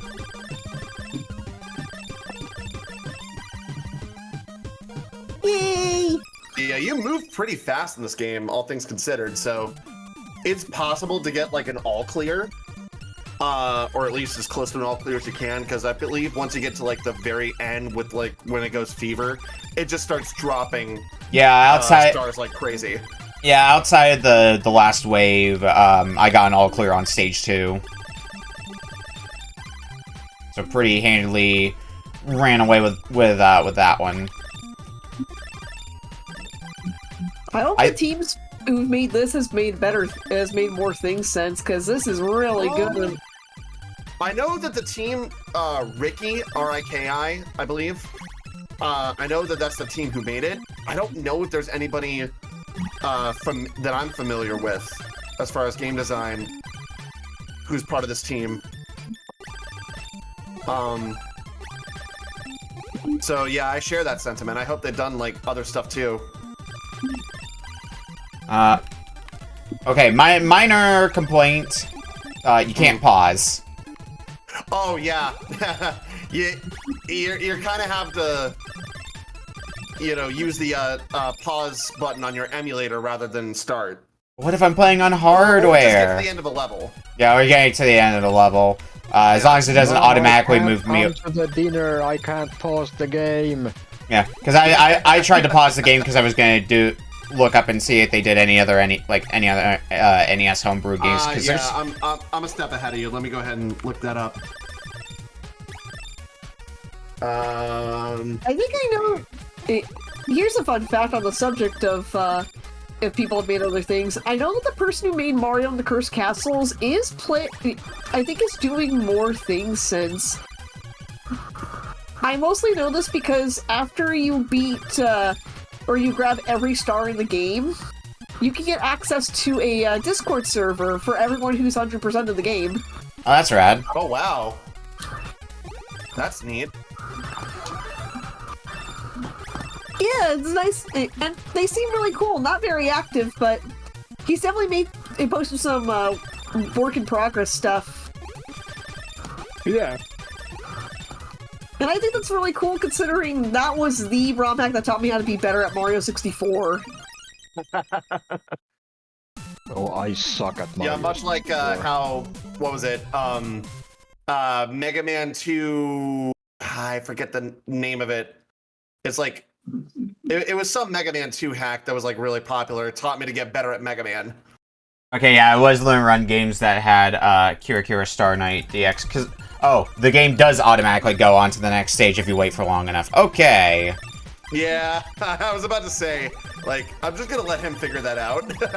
Yeah, I had that idea in my mind, so I was ready to put my hands back on the controller if I needed to. They are even doing parallax scrolling on the NES. Oh yeah, like they pull off some really advanced stuff. The graphics team. They had like 3D elements to it, like pseudo 3D anyway. Parallax scrolling. I think the wildest thing of like NES homebrew stuff that I saw was a NES platform fighting game. But also, you could connect it to the internet. Really? Like, I think it was like an adapter on the cartridge itself, or something like that. Oh. That's wild.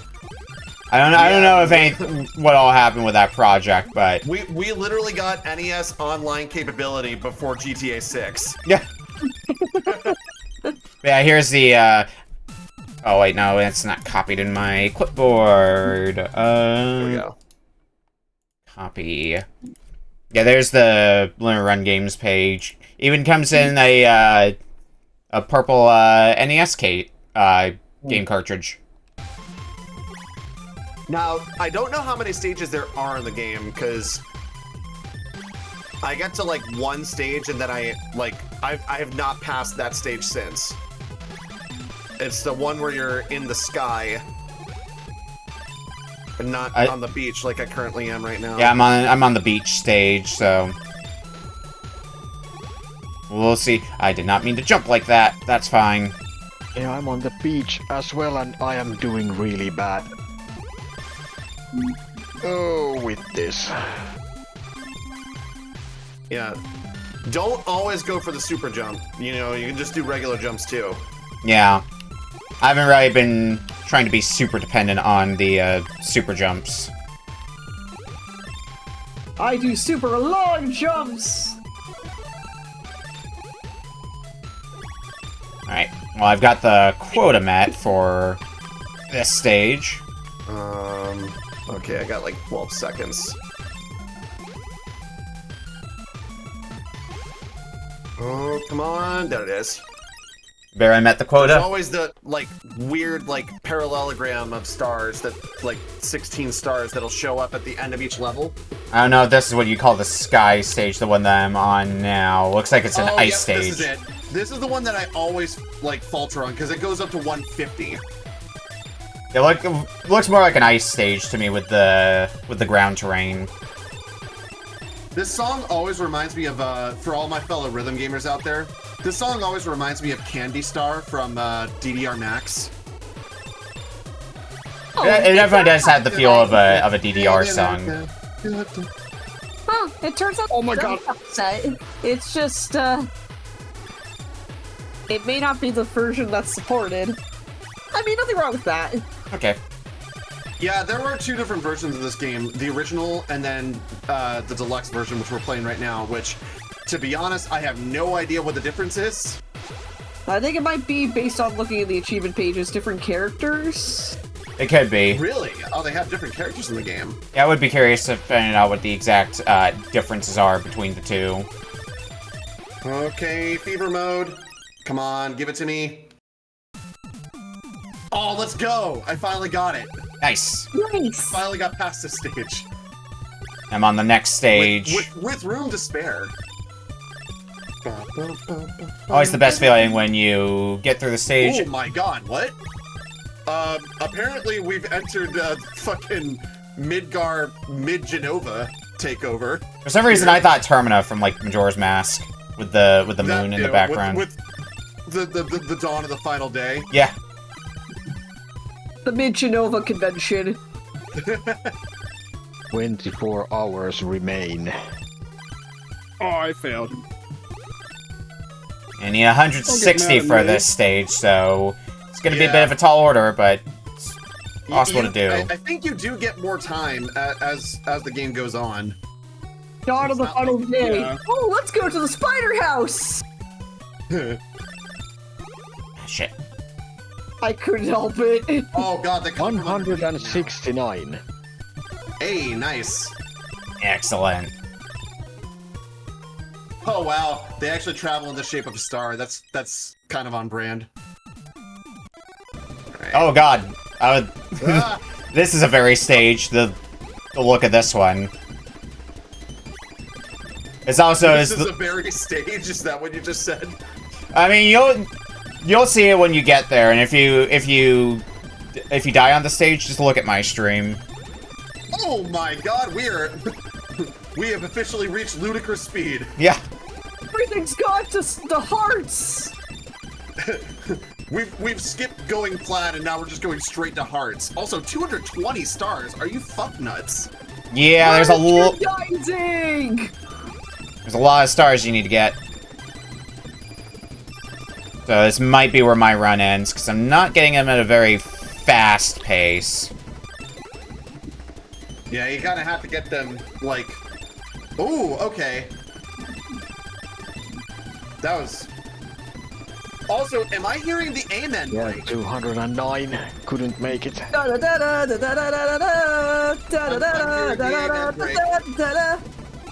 Like, bit sample. Damn it. But I was 8 stars short of being able to pass the stage. Alright. Let's give level 2 a try. And see what that one's about. It's basically the same, but you need to collect more stars. Oh. Yes. I got it! Nice. Let's fucking go, baby! 236. Let's fucking go. Oh my god, look at all those delicious treats. You deserve them after that. Next question. And that was it. That was the Game last clear. stage? Nice. Yeah, that was the last stage. Yo, game clear, let's fucking go. Oh yeah. I've never cleared this game until tonight, so I'm happy about that. Nice. Now you can give game 2 a try. That's what I'm doing. Yeah, Or, you can give game 2 a try? Yeah. yes, give stage 2 a try and see how you fare with that. That's what I'm doing right now. Wait, Yuzo Koshiro did music for this? Oh, wow, that's the first time I died. Debug mode. What is that? Right, left, select. Ooh, okay. So you can actually like choose the stage you want. Well, with select, I could also see there being like a sound test mode as well. Huh. Neat. Okay. Well, let's do level 2. I'm assuming the game's just going to be like a lot harder. Presumably. It's just literally grabbing more stars. Like That and love also requirements like are just higher. less time. I don't know actually. I Shrug. wasn't paying attention much to the time I was just going. The time is something you... Less time, but the star amounts are higher since the first level expects you to get 100. Oh yeah, the first one And the was second is 80 120, so... in level 1, so level 2 is 100. Ah, okay. Whoa! Okay, yeah, this is a much different game now. Yeah, the star patterns seem to be a bit tougher. I'm noticing. Yeah, that too. I think I'll just go till I get a game over, because, like, high score based game. It's still fun, though. Yeah, I don't know if this game's gonna end up going the full 30, but... Probably not. that's not the worst thing with this game. It's definitely a fun game. Very arcadey, so you'll do, like, a run or two and be like, yeah, I got my fill of this. It's a fun game. It's gonna be really hard to rank everything. Yeah, right? Yeah, I know, because 'cause we've had some pretty good games tonight. Yeah. We'll just have to make an It's crazy, effort. I haven't heard of any of these 3 games, but they all seem so fun so far. Yeah, I'm surprised. We actually haven't ran into a game that like anyone's been like, oh, I know that game.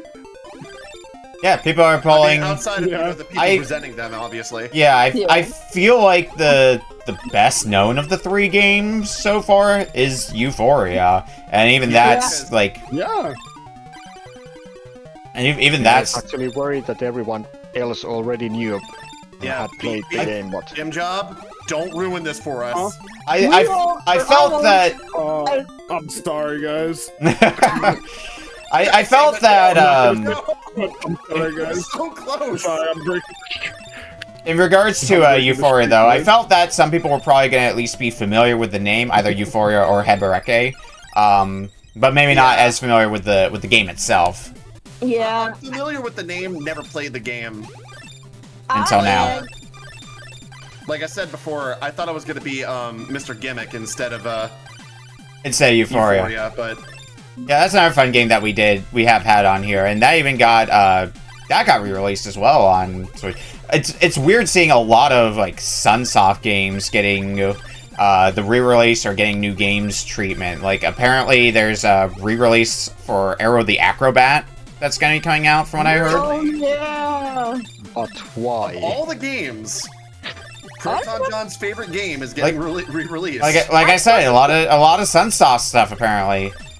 At what point are we getting a Looney Tunes collection so that way we can have Bugs Bunny Rabbit Rampage? Rabbit Rampage, No, Buster Bust we need a Loose, Tiny Toons collection before a Looney Tunes collection. Death Valley Rally. Collection?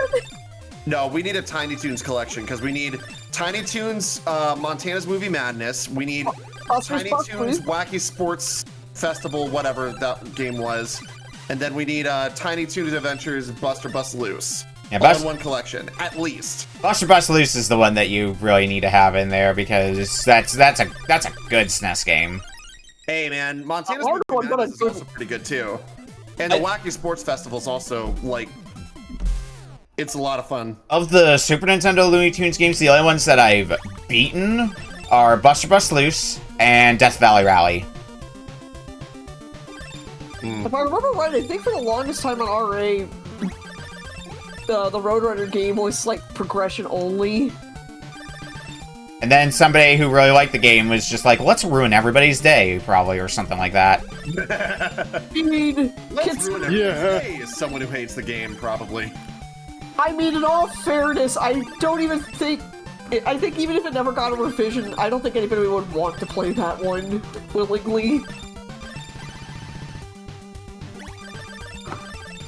I think the only Roadrunner game I've ever played is the one where you are trying to get away from Wile E. Coyote in different environments, and that was on the C64 back in the day, so...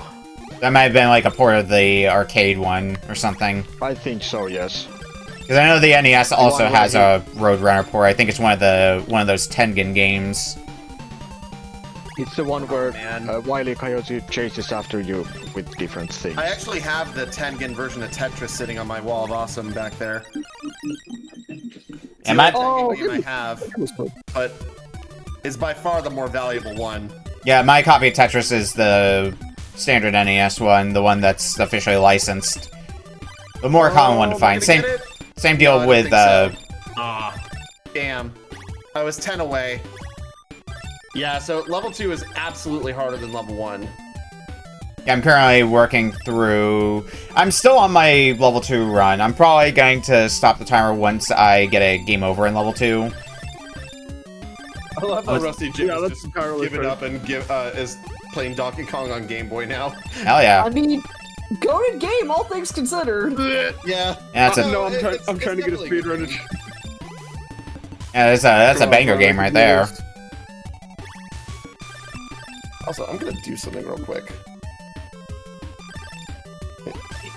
No, I'm. Oh, I barely got it. Can't wait to see what Beak brought. We'll probably find out Yeah. soon enough, especially because I don't think... Well, maybe... I may. Oh, barely. Okay. I'm seeing the stream right now, and I'm seeing how the interesting patterns here. Yeah, level 2 stages go ham with their patterns. Yeah. And it was 7 stages, correct? Or was it 9, 8? I believe. 9? Okay. I don't remember how many stages it was. I'm on the sky stage that you were mentioning earlier that you got walled on when you first played this. Yeah, except this is level 2 version, so it's probably gonna be even harder. Probably.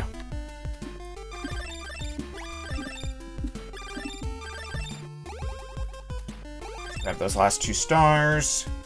I also feel like I should say this. All the games that we played thus far, banger soundtracks. Truth. Yeah. I want to download the OST for this game. I'm pretty sure it's available. Like, either that or like go to like KH Insider or something like that. I think it's there. Yeah, I imagine you would, if you look, you can find the soundtrack for this.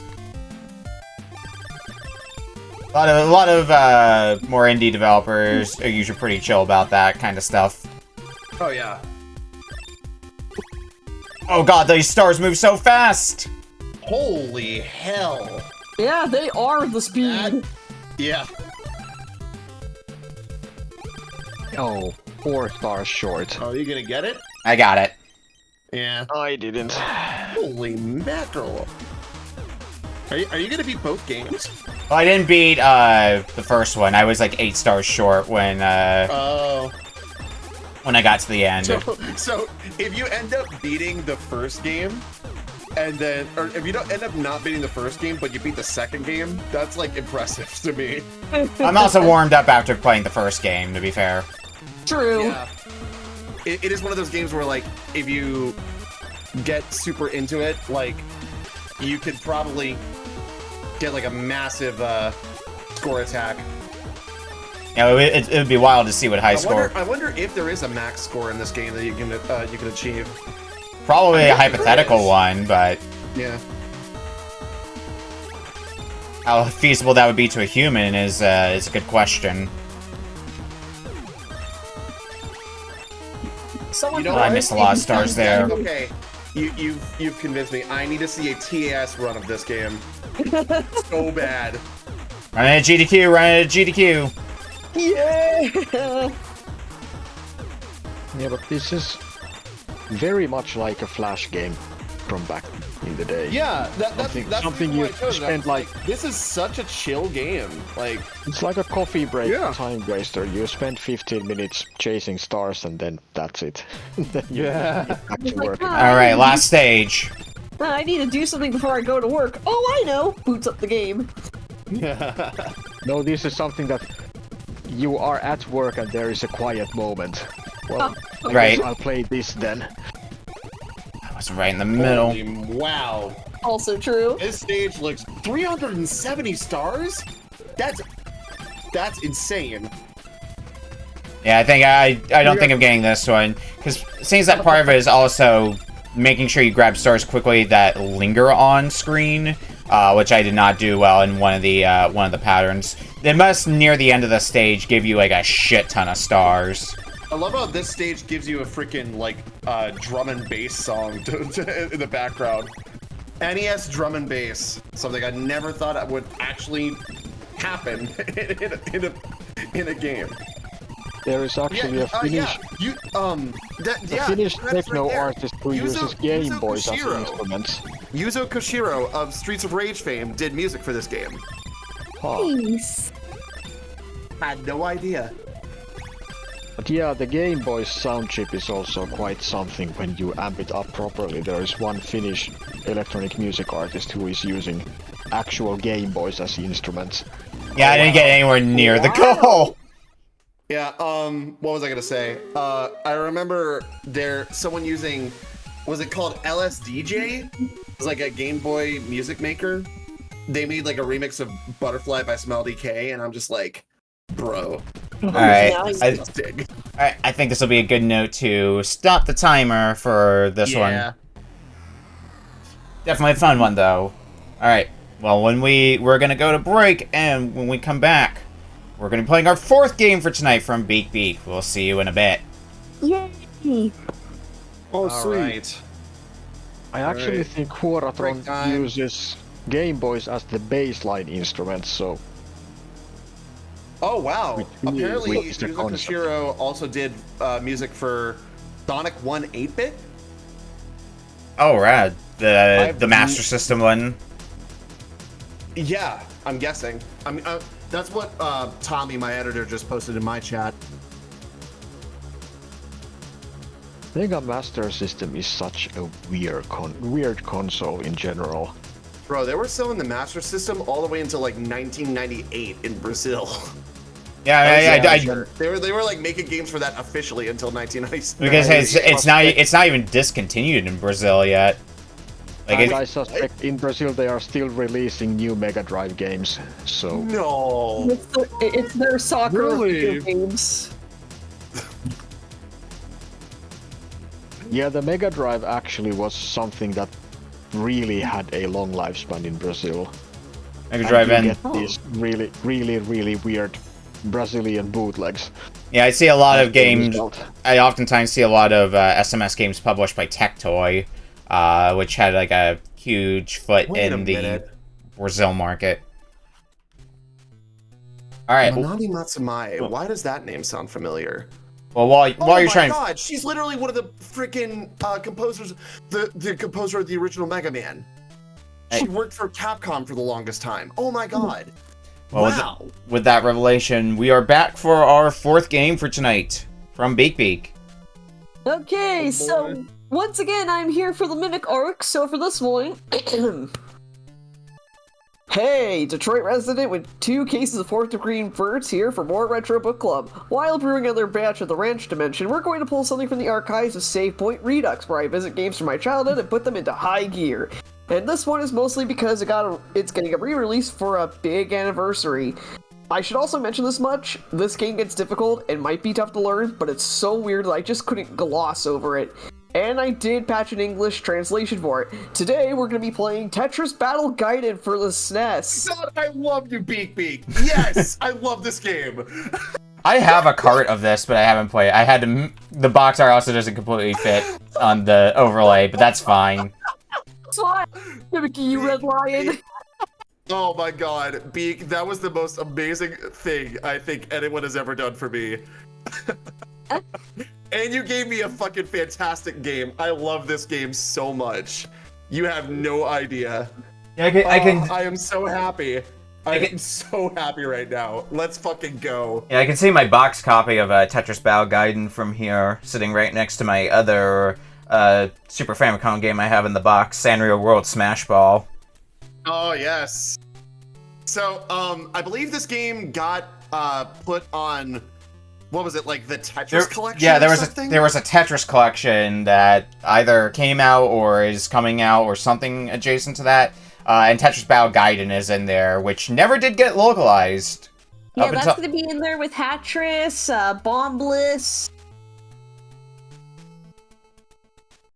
Gonna have to look at what games were also mentioned in that. Oh yeah, there was a lot of different games, but this is the one that I'm the most excited about because this game never got released to the West, like ever, and it's an absolute crime against humanity that it didn't because it's versus Tetris, but with all kinds of crazy elements that you can do. Yeah, I know quite a bit about this game. I think some of the elements from this game did come over in the form of Puyo Puyo Tetris because of the party mode in Puyo Puyo Tetris. Some of the items that you get there, I think I remember being in Tetris Battle Gaiden. Possibly. I don't know if it was directly influenced or not, but. I do not see your stream also, up, by the way, Beak. Please tell me you got a clip of my fucking reaction to your mimic. I'm gonna watch the VOD and then do the clipping. That's how I usually go about it. Yeah, please do. That was amazing. Yeah, I was just like, A part of me thought, do I pick that Hello Kitty cube thing to see why you were so upset about it? But I'm like, nah. And I was like, oh, I see that we haven't played this particular version of Tetris. Let's do it. Yeah, so the Hello Kitty's Cube Frenzy game is more of like a meme on my channel than anything else. I don't actually hate it. It's just... It's one of those games that I actually have, unfortunately, played. I think it was my sister who owned that game, but I found out about this game from very early Windows XP version of SNES, or ZSNES, I should say. ZSNES, yeah. Yeah, and I forget, I think it was one of my brothers who got this game, so.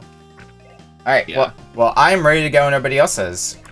Sounds good. Let's do this. Alright, starting in 5, 4, 3, 2, 1.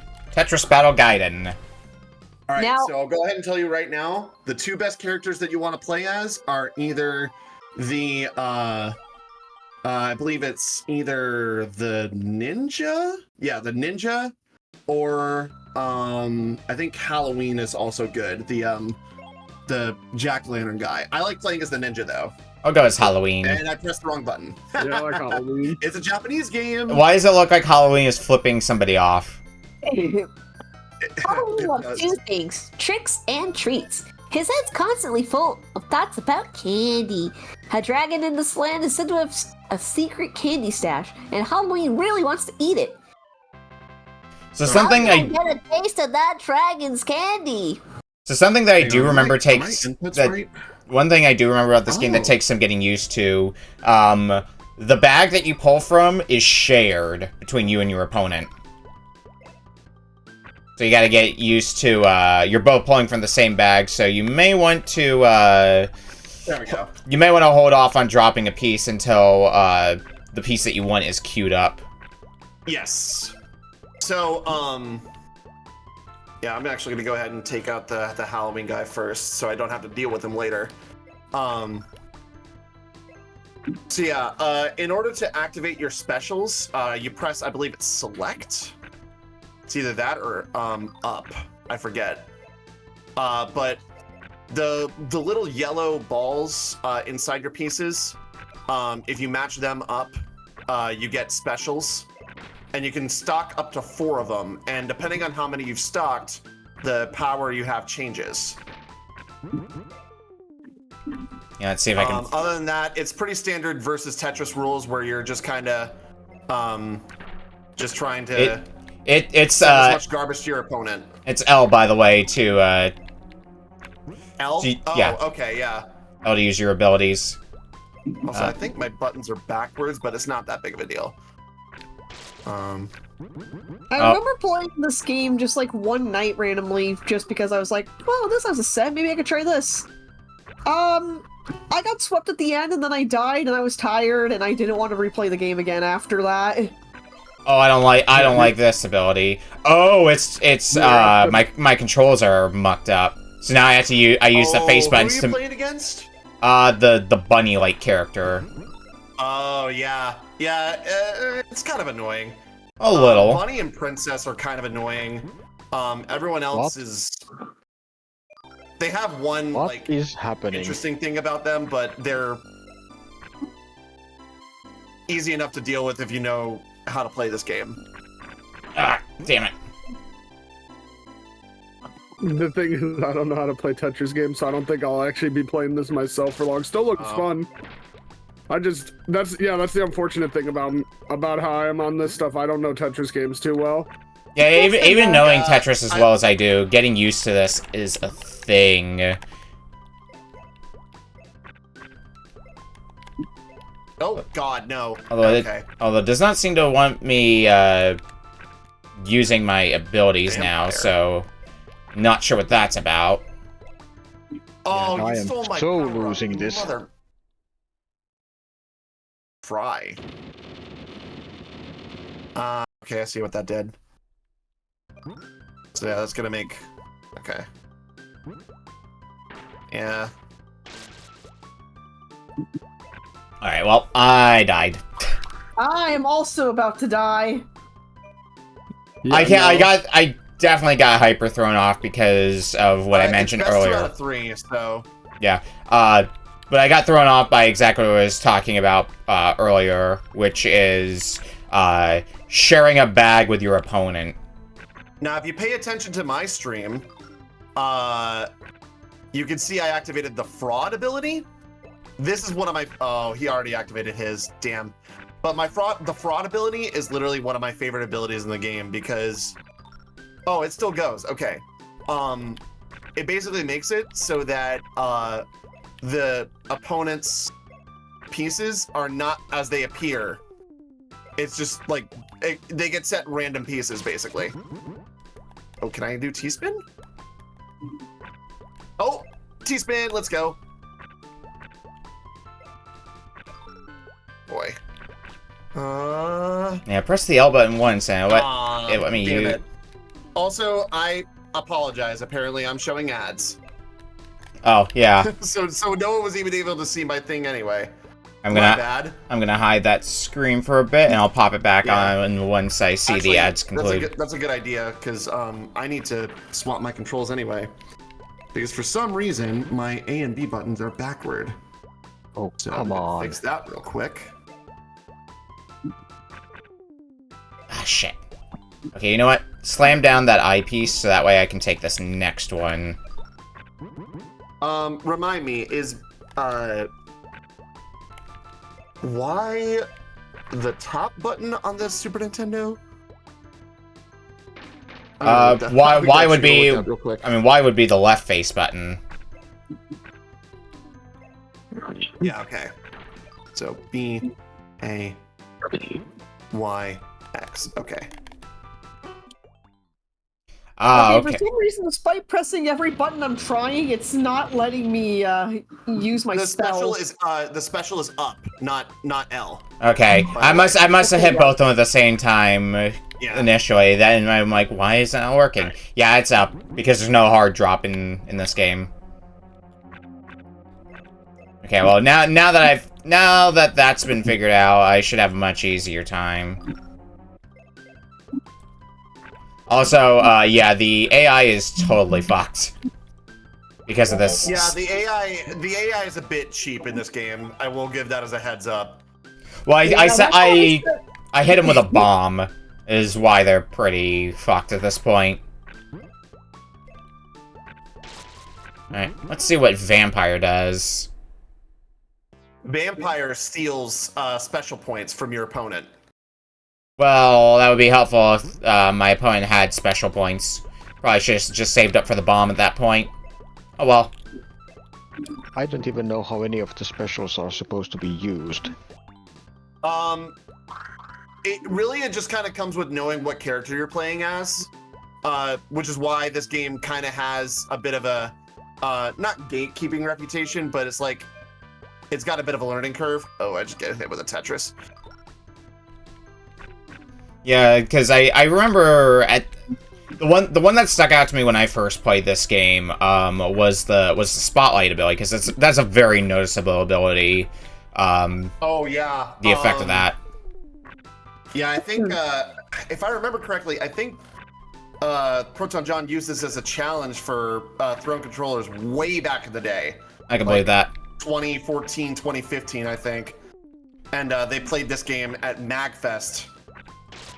I'm fairly certain anyway. All right, let's. Ooh, give me that. I need that badly. Yeah, boy. Alright, I've got bombs handy. Let me just drive your stack up a little bit before and double Tetris. Slamming those bombs down. And just for good measure, I'm gonna go ahead and send out fraud. So yeah, now you can actually see this. The pieces that are sent are actually completely different from what's actually being shown on the screen. So yeah, this is why the ninja is one of the most OP characters in the game. Because it messes with people and it's great. Yeah. I don't know if there is actually one for this game, but I could see one being ability, like what I think Tetris the Grandmaster does as like a mode where it turns the pieces like invisible. Yeah, where the piece is just invisible. It turns your board invisible. Well, I don't know if there's a character that does that. I think the final boss might do that? Because I think there's a final boss character. I could be wrong. I probably am. Let's get some more abilities on the board for myself. Ah, damn it. Oh no, I did get the piece I wanted out of that. Hell yeah. I am saving myself with this constant frying. Oh yeah. Fry is such a handy ability for the pumpkin man. I've got vampire handy. Okay, I think not good enough. This is gonna be hairy. I don't like this. Oh, did I just win? Like hell yeah. Alright, that's a win. That's 2 wins for me now, so I can move on to another fight. Win! You're a wiener. I am a winrar. There we go. Windar file. Alright, I guess we'll go for Shaman next. Eekum bokum. Eekum bokum. Woodabuga. Wow! I know it's not the same games franchise, but Moment. oh, you. I see a Bandicoot in your future. Damn. Okay, I tried, but I think maybe it was because my inputs were messed up. Let me try this again. Yeah, let's try this again. Slam that down there. I could use some line pieces. That would be cool to see. Yeah, fishing for line pieces is and it's always a pain. A little bit harder in this game than it is in normal Tetris. Pretty much universally, trying to get a line piece is a nuisance. I heard it compared one time that the line piece in Tetris is sort of like that one girl who's always late for class. It's just like, we all wait for her to show up, and whenever she does, it's usually far too late for her to actually, like, you know, get any kind of studying done. Or for her to gain any kind of information. The best time for the line piece is when you have those instances where you're waiting on the line piece, you finally get not just one line piece, but multiple of them in a row. Yeah, it's like the college humor sketch is like the Tetris gods. Like line piece. Line piece. Line piece. Piece. Now let's throw a bomb at you, and I'm gonna just Alright, rotation. Oh god. I don't know if I like this. Alright. Let's just get rid of that. Oh, and get rid of that misplay. And I can't reasonably hard drop it either, because otherwise I also sent it tumbling. Why can't I get the game out of pause? Tetriso. And fraud. Okay. I'm doomed. Have some random pieces, you fuckbag. There's a quote. Oh, you just made a well out of that? Oh, get the fuck out of here. Alright. Let's try to dig our way down. Alright, I lost, but at the very least I did get a couple of achievements, such as casting 5 spells in one session. I'll take that line piece. I'll take another line piece. Yeah, my instinct to try to play a Tetris game a bit faster than I am currently is working against me. Yeah, so don't play this game with speed in mind. You actually have to think a little bit harder than you normally do when playing Tetris. And for some people, that's already way too hard enough. I usually just think fast because I'm used to games like Panel de Pon, and also... Oh, yeah, absolutely. Yeah, I've played my fair share of Puyo Puyo Tetris, so I just reflexively try to play fast. And that's a big problem for me in something like this. And also, you have to be careful when your opponent tosses out those... when you want to get a piece that your opponent needs and you can just snag it from them. That's the way I see it. Let's try Vampire. Jeez. Boy, Pumpkin Man is kicking my ass. Hippity hoppity, that's now my property. Fucking Moses' ability is getting on my nerves as well. Anytime I send a bomb towards them, they just completely fix their stack with, what is it? The frickin' the shaman princess who has the reflect power? It's the shaman that I'm fighting right now. Oh, okay. What is... I don't know if I ever check what Fry does. Oh, it just... Fry basically gives you the bottom 3, rows. Honestly, probably not the best. Probably not the worst ability to be using against them, because Bomb is not going to do much if they're just going to counter with Moses. Fry is goated. Fry is goated because you literally send 3 rows to your opponent, guaranteed.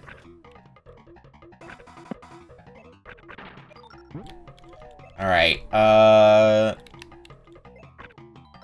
need to get myself another ability, though. Alright, what does Prayer do? Summons Thunder. Oh. I don't know if I like this. Finally, my ultimate. So Medusa turns all of his my opponent's tiles that are on the screen to stone, meaning they had to break it twice. That sounds very useful. Oh yeah, it's annoying as fuck. Speaking of annoying as fuck, rotation. Perfect rotation! Perfect rotation! Perfect rotation! You fucker. Yeah, I think he's gonna get my line piece. Nope, he's not. Let's try doing this. Get Tetris, motherfucker. That's a quote right there. Alright, well, I'm recovering from my minor deficit here. Oh no, rotation again? Oh, bite me. Yeah, the princess is really annoying. Oh yeah, princess is probably outside of vampire and or not vampire, Halloween and ninja, the most annoying character in the game because of his reflectability. Oh, let's go ahead and fry some... hate that ability. It's like any kind of special move you send to your opponent, she just sends it right back. Let's go ahead and fry some more pieces. And conveniently, I can get another fry ready. Now I can just send more and more junk your way. Exactly what I love to see. Oh, that fight went on for a bit, but I think playing for using Fry over and over again is going to be the strategy for round 2. Yeah, another good thing about the ninja is that his level 1 ability is Assemble. Basically just pushes all your tiles to the left so that you can make like easy Tetrises if you get a line piece. I've actually tried to do like a game clearing stream for this game before, but problem is my copy does not seem to want to play nice with my analog Super NT, so I might need to muck around with that a bit more and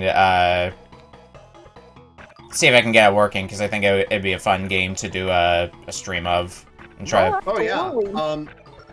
Fun fact, Beak, since you did an impression of me, I'll go ahead and let you in on this. This game is actually on my list for Save Point Redux, ironically enough. Yeah, that's why I picked out the game. I was looking. Okay. I wanted to impersonate you after our interesting Detroit conversation from watching the Waffle House video.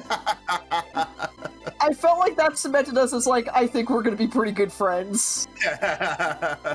Yeah. So, for those who don't know, Beak was on my Chaos Control stream last week, and I think there was I forget exactly what happened, but you said something to the tune of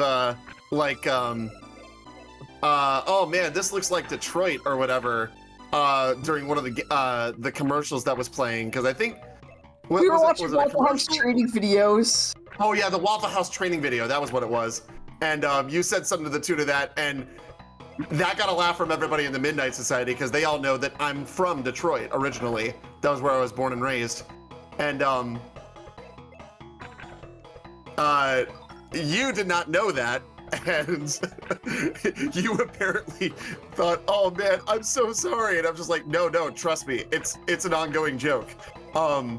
In fact, when we played Cards Against Humanity some time ago, Starstrike gave one of my mods, Starstrike Prime, he played an absolutely devilish combo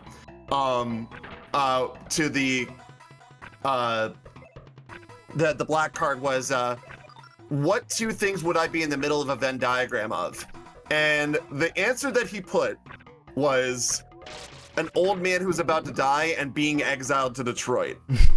And I was just like, I lost my shit for a good 3 minutes. Like, it was That's a pretty good clip. I think the clip still exists. That is a pretty good combo, to be fair. Yeah. I am not doing good. Our Cards Against Humanity night that we do at the end of every month is probably our most popular stream. So it's a good time. Am screwed unless I can get a line piece. Line piece. Line piece. Oh no, I'm hyper dead now. Damn. Alright, well, I guess we're going to game 3 again. Yes, this game is pretty sweaty, if we're being honest. Like, the AI is not very friendly when you're fighting against them. So it'd be great. You kind of just have to be take great what to the AI can give you and fight back. It'd be good to see like a tourney scene for this game. See what people can do with it. Oh, I'm fairly certain that the people at Retro World Series run this as one of their tournament games. Oh yeah, I'm fairly certain. I think for a number of people, the hardest thing to get used to would be the thing I've been talking about this whole time, not playing quickly, because you look at like high level Tetris play and you see just how quickly they play. But yeah. But like trying to do Tetris for Jeff. Boom, Tetris for Jeff. Yeah, but trying to do something like that, jeez, in an environment like that, like this, it's only gonna work to your disadvantage. Alright, next opponent on my radar is gonna be the mighty midget gnome ragers. Oh god, the gnomes. That I think they're the lowest tier in the game. I think. might explain why. Like, if you're actually trying to play competitive. Meanwhile, I'm in the fight of my life against the pumpkin. I think that might actually be 25 points for beating it on normal difficulty with these guys. From when I looked at the set. Okay. Kind of sliding for my life here. I'm trying to work around rotation, which is just so sluggish. No fry. No fries, cheaps. And then you part the sea. You are just a jerk. You motherfucker! That's why I hate facing off against the Halloween man. We're all having a good time in Tetris. I mean, I beat the princess, so I mean, I have taken over a monarchy by beating the princess, so yes, I'm having fun. Yeah. Oh, you took out the princess first? Yeah. That's not a bad idea. I sucked at the Banui, so I might as well, well, if I can't take out a cutesy little bunny rabbit, might as well do the next best thing and take out a kingdom. Alright. I'm go claw method. I'm currently setting up a chain of fry abilities, which is shooting the AI to the moon. And that's exactly what I like to see. To the moon! To the moon, though. To the moon. Also, my point. It is keeping my space shuttle on the moon. It's keeping my stack pretty clean. That's the NASA space shuttle. You just reminded me of when we played that NES space shuttle game. Oh yeah, Dear 2, do not come to Retro Book Club. I piloted an absolute dogship spaceship. Just completely fucking up on crash. That is such a wild game to see, like, exist. Yeah, I saw the VOD for that. That was a pretty nutso game. I was just like, who would request a game like that? Come on now. Oh shit, I get to fight Aladdin. Speaking of VODs, I am so happy I've been making good mileage out of the YouTube clip button. Oh yeah. Yeah, I think I enabled that on the Twitch side, but it seems like you've been getting a lot of use out of that. Yep, got some pretty good clips, both old and new. Like the clip of RedLion reading the VHS box of Ninja Cop. Yeah. Steven Seagal. Yes. Oh god. I'm gonna have to fucking clear Wrath of the Black Manta on my Save Point Redux show at some point. And when I do that, I'm just gonna be like, I really don't want to do this. Level 2 is already hard enough. I don't want to play the rest of the game. Let's see if we can... Watching players just somehow find their way to jump through and just stand in the middle of the air. I was like, are you sure this game was programmed at least?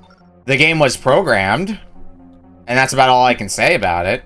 Yeah, I was about to say, there was an attempt. The attempt was made, and the attempt was respected, but the attempt was failed. You got a gold star saying you tried. And in a little parentheses, you say you barely tried. You barely tried. You tried. Oh, just make sure to read the fine print. Oh, jeez. This fucking bomb ability is stupid. Let's keep stupid this... to fight against, at least. I'm sure if you play as the Pumpkin Man, you get a kick out of using it. Yes, I do. Alright, if I can get a line piece, I can slam down a Tetris nice and quickly. The line piece came and the line piece went. Because the AI got the line piece I was looking for. The line piece giveth, the line piece taketh away. God, I need that. Give me that assemble. Damn it, fuck it, we're just gonna use Fry now. Oh, sure. Man. Well, if I can build up my my super mute. I really don't like facing off against the Pumpkin Man. Oh, I don't like Seesaw. It's one of Aladdin's abilities. Just slides the bottom 2 rows from his stack and moves them over to mine. Dang, what, I'm sorry, what? What was that? What was what? Just the thing that said gang, was that supposed to steal my, oh, it was. Fever? Oh, meanwhile, MjuRAE's getting, the fucking spotlight treatment. Ah, yes, the spotlight. Yeah. It's also very annoying. Yeah. Very many things in this game are. I do in fact believe that is sometimes the point. Alright, let's go and use a bomb. Well, is that bomb going to do anything because of the shield? Oh, it does, okay. Oh, screw you set them up the bomb. Don't know what the point was with the shield then. Oh, it might be for protecting against garbage that I send over your way. Not abilities that I use. Yeah, I normally do really well at this game, but I'm just sucking tonight. But then again, I am going against the toughest character in the game first, so might be part of the reason why. The reason why, if we're being honest.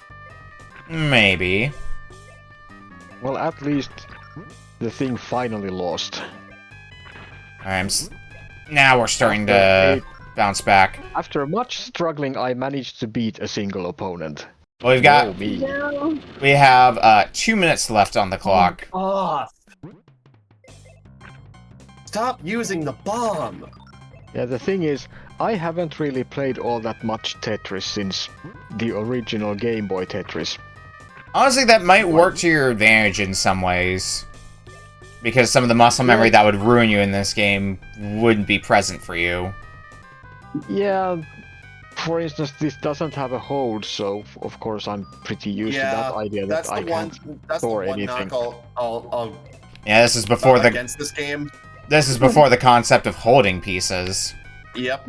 Or instant dropping. Yeah. Jesus So Christ! in that sense, this felt familiar, but this was really sweaty. And again, it's been Golly! not quite I'm 40 getting- years, but it's been ages since I last really played Tetris. Please slam down another piece AI so that way I can steal this line piece. Oh my gosh, that really worked well for me. He does not give me this much trouble, usually. Alright, let's start slamming Fucking down some drunken pieces. But as the ninja, I managed to beat the Halloween. And that was easy? That was on easy mode.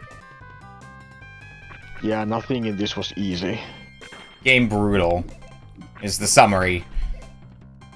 It's still fun. Like this is definitely the kind of game you would have fun with playing, like a versus mode against another human player. Just that I don't like the idea of any versus games like this, since I am not a competitive person at all. Also fair. I don't have Very a single understandable. competitive bone in my body, so playing something like this is just stressful to me. Alright, well, we did hit the 30... Oh, you're just sending a bunch of seesaws my way. I see how it is. Well, that's fine, because we're done with this game now. We hit the 30.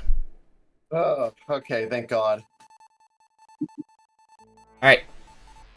We're going to take a small break, and when we come back, we'll be playing Rusty's game up next. The final game for tonight. We'll see you in a bit. Rusty, don't you dare ruin this for us. Hopefully Rusty's also... Okay, yeah, Rusty just unmuted, because I noticed Rusty was muted on Discord. Oh, I have like a few seconds left on a corn dog. I'm heating up. Gotcha. So I'll be right back. Beak, make sure you get a clip of that, the whole exchange that we had at the beginning. Your Sure intro. thing. I'm definitely going to do that. I always I am for sure going to use that in my 2024 clip show. You're welcome. Yeah, by all Corn dog is means. really something I have never eaten. I know of the concept, but I have never seen anything like that. Not really a food item happening here. What, corn dog? Yeah. It's been so long since I've had it. I had them way back when, but it's been so long since I've had one myself. You being from Finland, you've probably eaten your fair share of like lutefisk and stuff like that, right? Well, actually, yeah, I have eaten, but lutefisk as a term is Norwegian, so... Oh, that's more Norwegian, okay. And yes, it's more of a Norwegian thing. It's not a year-round dish around here. Yeah. It's a Christmas thing. Yeah, lutefisk, for anybody who's had it, it's definitely an acquired taste, I'll say that It's much. very mild. The taste is very mild, actually. It's cod. Alright. It's basically, I think, dried cod, which is then basically dissolved in lye, so Yeah, that it that's the holds point. better. And it's like this translucent, almost jelly-like consistency. I'm gonna take And control of the this smell is pretty conversation. strong, but the flavor is very mild. And Hang on, Yeah, I think we just I'm- came back. All right, yeah, I'm gonna take control of the conversation for a second because we are back, and we are here for the last game for tonight from RustyJimJob. Okay, so first things first, I'm breaking the streak, guys. I'm sorry. Oh no! Oh, so... Rusty! So, do you guys like collecting treasure? Sometimes That was fine. depends on the game. Yeah. Like, yeah. Do Well, like, who do you guys like grabbing treasure with? Wario. Wario's good. Yeah. Wario's good. Croc, Banjo and Kazooie. Gex. Pyro. Croc. Abomination. You gotta right off the back, that rotund treasure hunter is here again.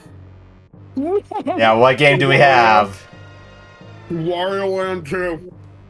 Wario Land 2? So much for breaking the streak. This is gonna be fun. I haven't played this one before. Yeah, we've had. Oh, Why do you say it's a bad game? What? Yeah, we had. We've had. Oh, wait.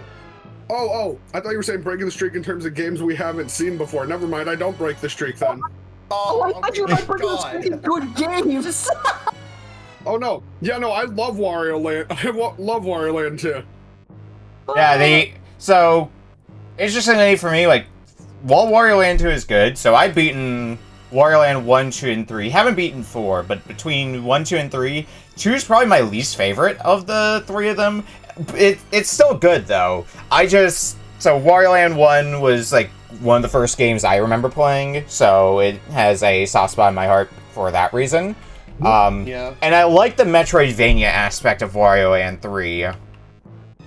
Yeah, Wario Land 4 is still going to be my favorite Wario Land game just because that's the one that I played the most growing up. In fact, I think that's the only Wario Land game I actually ever remember owning. That and maybe the original. Maybe. Wario Land 4 is one that I bounced off of when I played it, just because they were really insistent on getting all the collectibles in the stages if you wanted to progress in the game. By the way, Nick, by the way, Wario Land 2 may be your least favorite Wario Land, but it's by far not the worst Wario Land game. Yeah, Remember I think Wario Land on Virtual Boy?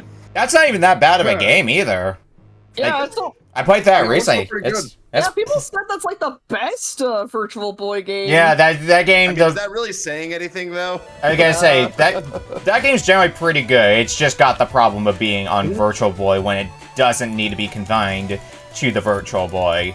But I mean, there's some other Wario games that are hit or miss. Wario Master of Disguise, anyone? We were talking about that. I was gonna say that. Dude, I am in fear of that. I'm in fear of that game because, like, still on my marathon so far, I've played through the OG 4 Wario Lands, and yeah, I've loved all 4 of them. But like, I'm so scared to get to Master of Disguise, dude.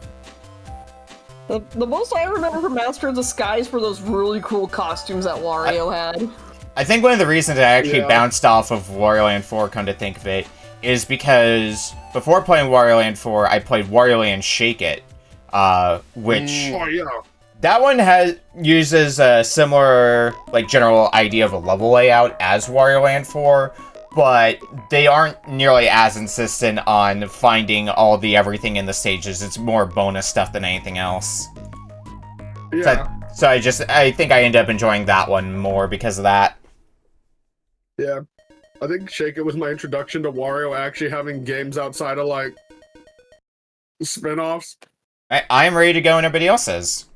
As am I. Alrighty. I'm definitely ready. Alright. Let's roll. Yeah, I'm ready. I haven't played any Wario Land games ever, so... Alright. You're in for a treat. Yeah.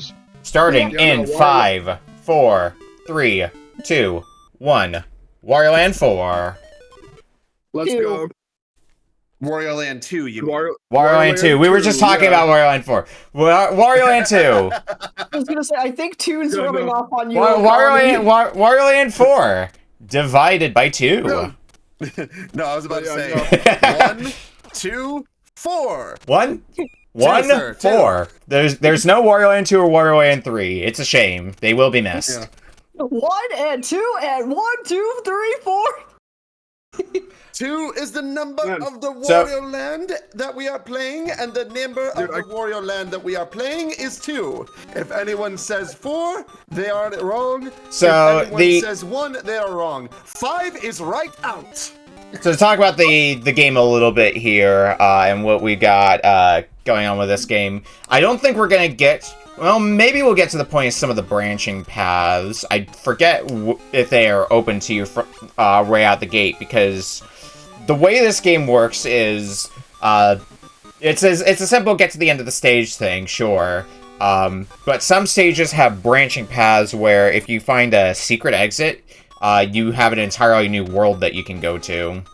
Can you not skip this cutscene? No. You may not. I'm letting the cutscene play out anyway, so I'm not trying to skip it. Oh, okay. Yeah, I think my stance on like these games. Yeah, no, dude, that was still funny. How like the whole time I thought you guys would say, "Oh, Yeah. don't break the by bringing games we haven't heard of." No, I love this game. No, I thought you were memeing because I thought you were leaning towards that way, so I thought you were just memeing about that. No, yeah. So fun story. One of the secret exits, although I don't know if it'll let you get that secret exit right out the gate, is to just stay in your bed in the first stage. Yeah, let's see it. Oh, it does let you? So yeah, that's a secret exit you can get right out the bat and go to a completely different world. Yeah. Most of the I seem to have gone into my secret stash. Most of the secret exits are basically find a hidden door in the stage. Money is... Well, it's a Wario game, so money is something you're going to need. Money is used for two major things. Each stage has a minigame door, basically. And if you pay the money, you play a minigame. There's 3 difficulties you can play. Easy, normal, and hard. The harder difficulties costing less money, but they're harder, so you might screw up and have to pay again. I think I remember the one for Stage 1 being in a pretty noticeable location. So you'll probably see it as you go along. But otherwise, just get money. Also, an important thing to note is that Wario is invincible. Yes, this is the game where they started the whole Wario's invincible shtick that also carried into Wario Land 3. So, getting hit usually just results in you losing a few coins. Depending on what you get hit by, you can get into other forms, which can be used for some puzzle-solving aspects. This this array of game is great. telling me to go down. Why would you say that? Okay, here's where the minigame is. Yeah. So, see, I have like... Oh. Is it? Never mind, it's telling me to go inside here where there was 5 giant coins. alright, so I gotta keep an eye out for this guy. Yeah. I think after so far, I've played Shake It as well before, but like, This one? so far in the marathon, me playing the first 4 Wario Land games I never beat, I feel like those 4 for me, it goes like, at the top is like, it is like 4 just because of how fun that one is to explore the levels. 3 is also there. It goes down pretty much, like, it keeps going up as like as I play them pretty much. 3's gonna pretty comfortably stand as my personal choice of Wario Land for probably a good while. I was not prepared for how big 3 was when I started the set for it. Oh yeah, No, yeah, because like, I think when I played through it on stream, because I did a stream of it when it got released on NSO, I think it took me like 5 hours or something like that to beat the game. And that's with having played a lot of the game beforehand, so like I was very familiar with what I was doing in the game. Like it's a lot. no, yeah. I'm at 469 coins. Nice. Felt I need to share that. You'll probably see the minigame sooner or later, so you can spend some of the coins there. Alright, let's get out of the stage. Oh yeah, and holding up when you jump lets you, it lets you go a little higher. Yeah. Yeah. Or if you jump when Wario crouches down from a jump. Yeah, you almost like a double jump. Wow. Also, I can never think of this particular palette of Wario again without thinking of, Landlord. Yeah, horror, low fun horror, bro. There we go, I turned off the alarm clock. But yeah, no. Like, I think this I has think to be so a zero far then? so far, yeah, Master Disguise is probably the only Wario game I'm actually scared to get to because, like, I remember playing Master of Disguise, but I don't think I finished it. Yeah. Makes sense, actually. And so the end of stage bonus stage you can do is an interesting one where you basically pay 50 coins to flip over a panel. Once you identify what number's on the panel, you can guess whenever you want to. If you win, you get I call it a french fry, but it's a piece of a map. If you get every piece of the map, you can do the time attack stage at the end, but that basically involves having to 100% the game. Yeah. Which I know I'll have to be doing for the set. Yeah. Yeah, no. Like, this game is big. Yeah. But not as big as 3. Oh, I was wrong. It was 4. Well, I think this game, I want to say, has more stages than 3. They're just not as expanded on as each individual stage in 3. Because a lot of these stages here are like one and done stages versus the stages you have in 3, where you have to keep going back. Yeah, like, because you get a new thing that opens up something, or you get a power-up that lets you, like, go somewhere where you couldn't before. We'll go ahead and do normal difficulty. Give me a little bit more time. Yeah, that's why 3 does go above for me, though. It's this one. Yeah.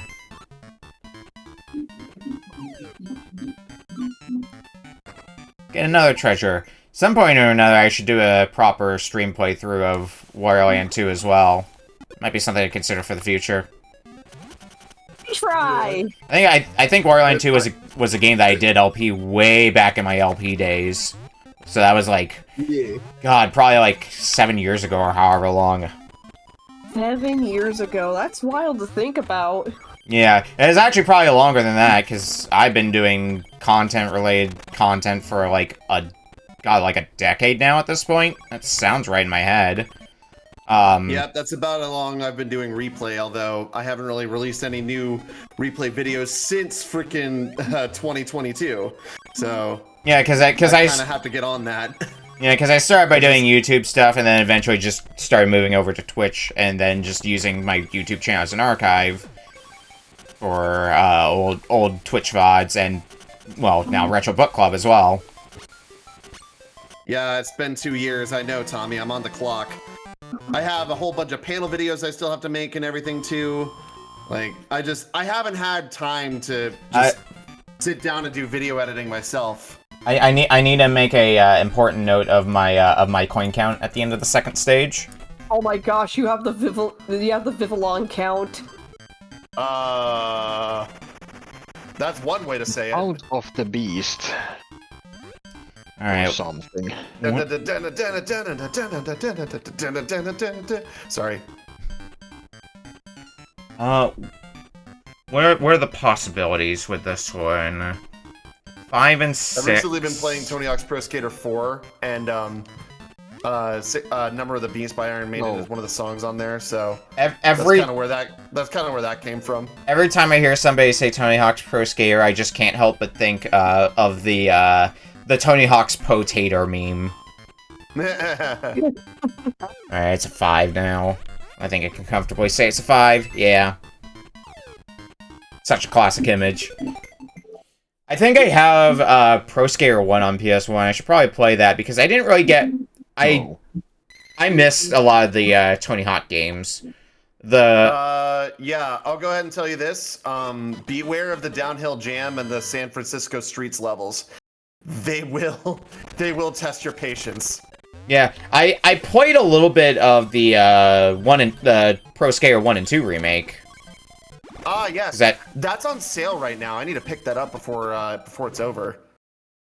It's on sale for like $14 or something like that. Yeah, I think the only Tony Hawk game I've played, and not even in full, was Tony Hawk Underground for GameCube, I believe. I heard that the Underground games are good. Most of my Tony Hawk experience actually came from Simpsons skateboarding. Nah. You know, that's a very a very video game in existence. It was one of those games that I had as a kid, so I'm like, I grew up with it, therefore I love it, but not a lot of people seem to like it. Yeah, I think when Proton John played it for like a fortune cookie or whatever, the game ended up bugging the music, so... Well, yeah, rip VOD. Oh no, I don't think it's even licensed music for Simpsons skateboarding. Yeah, I think it's like generic stock, I think? Probably. Like, it doesn't have, like, the soundtrack you'd expect in, like, a Tony Hawk game. No Superman in sight. No Superman by Goldfinger. Where am I going in this stage now? Nice, I got the treasure minigame on hard. Nice. Ooh, I got a bed. Congrats on the bed. Nice, he could use that for when he meets the Playboy Banui at the best ending of Virtual Boy Wario Land. Playboy Banui. I do... Oh, I see now. The switch is gonna raise and lower the water level, right? Yeah. Gotcha. Ow. Stabbed by a spearfish. Oh. Okay. I know a lot of these, I know Wario Land II also has a tendency to show up on Arcade Pit a fair bit. Basically just like a, get X amount of coins, before time elapses in each stage, or like in a versus challenge, whoever gets more coins after a set amount of time wins. I think this is where the minigame is. And I got plenty of money, so let's give harder try. Past this guy here.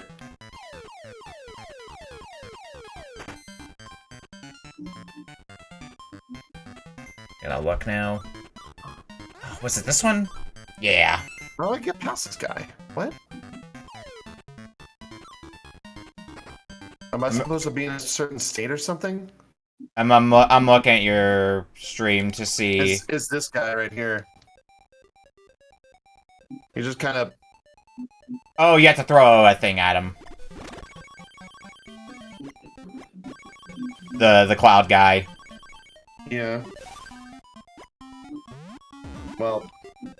I don't think you even have to throw that hard or anything like that. You just, like... tap the button to drop the enemy on him. So... Oh, shit. Aww. Let's try it again. Looks like you're... Hang on a second here. I'm gonna try giving your stream a quick kick on the restream. Wait a minute. What? Oh shit, my stream died. Oh. Like, actually died. Yeah, I saw it buffering when I was looking over at the restream. Oh, wait, nope, there it goes. Sorry, I had a lapse in internet. That's just how it goes sometimes. Well, yeah. My internet is not exactly reliable for whatever reason. Alright, well, I'll give it a quick refresh until I see it back up. Are you on Comcast by any chance? Spectrum, actually. I mean, I've heard Spectrum's not great either. Yeah, well, it's actually got me really... It is rather decent, what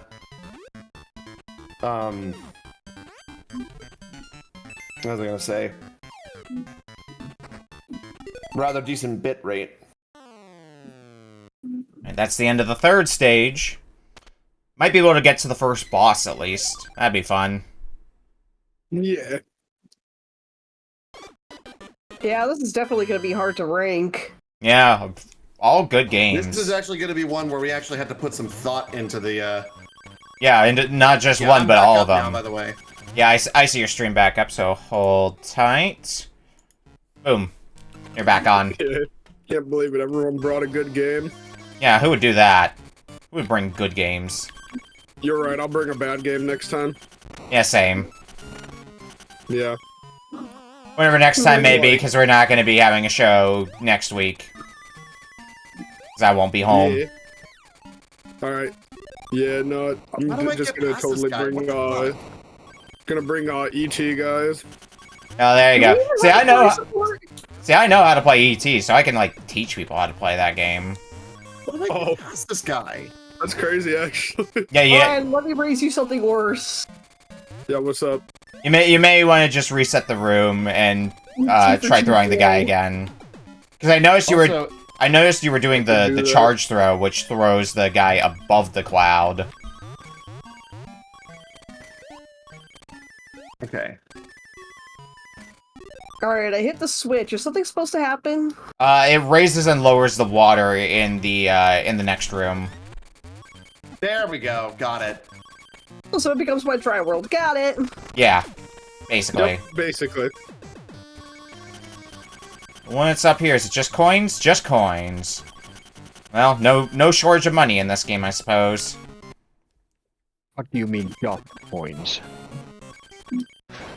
Coins are the Hey guys, reason do you like Wario games where you collect exists. coins? Yeah. Good, because we have 100 million of them. I love gold! I think my Coin collector achievements would be crazy. I think my my Wario Land 4 Also- file on my cartridge has I 9,999 coins. The stream is stopped. Oh no, it's not stopped. It's still live for me. Huh. Okay. Is this where the minigame is? I'm getting messages from somebody saying my stream's still down. It is currently. It's gotta be on their end then. I currently see it up on my side. Like you are still streaming to my okay. feed. Yeah. Alright.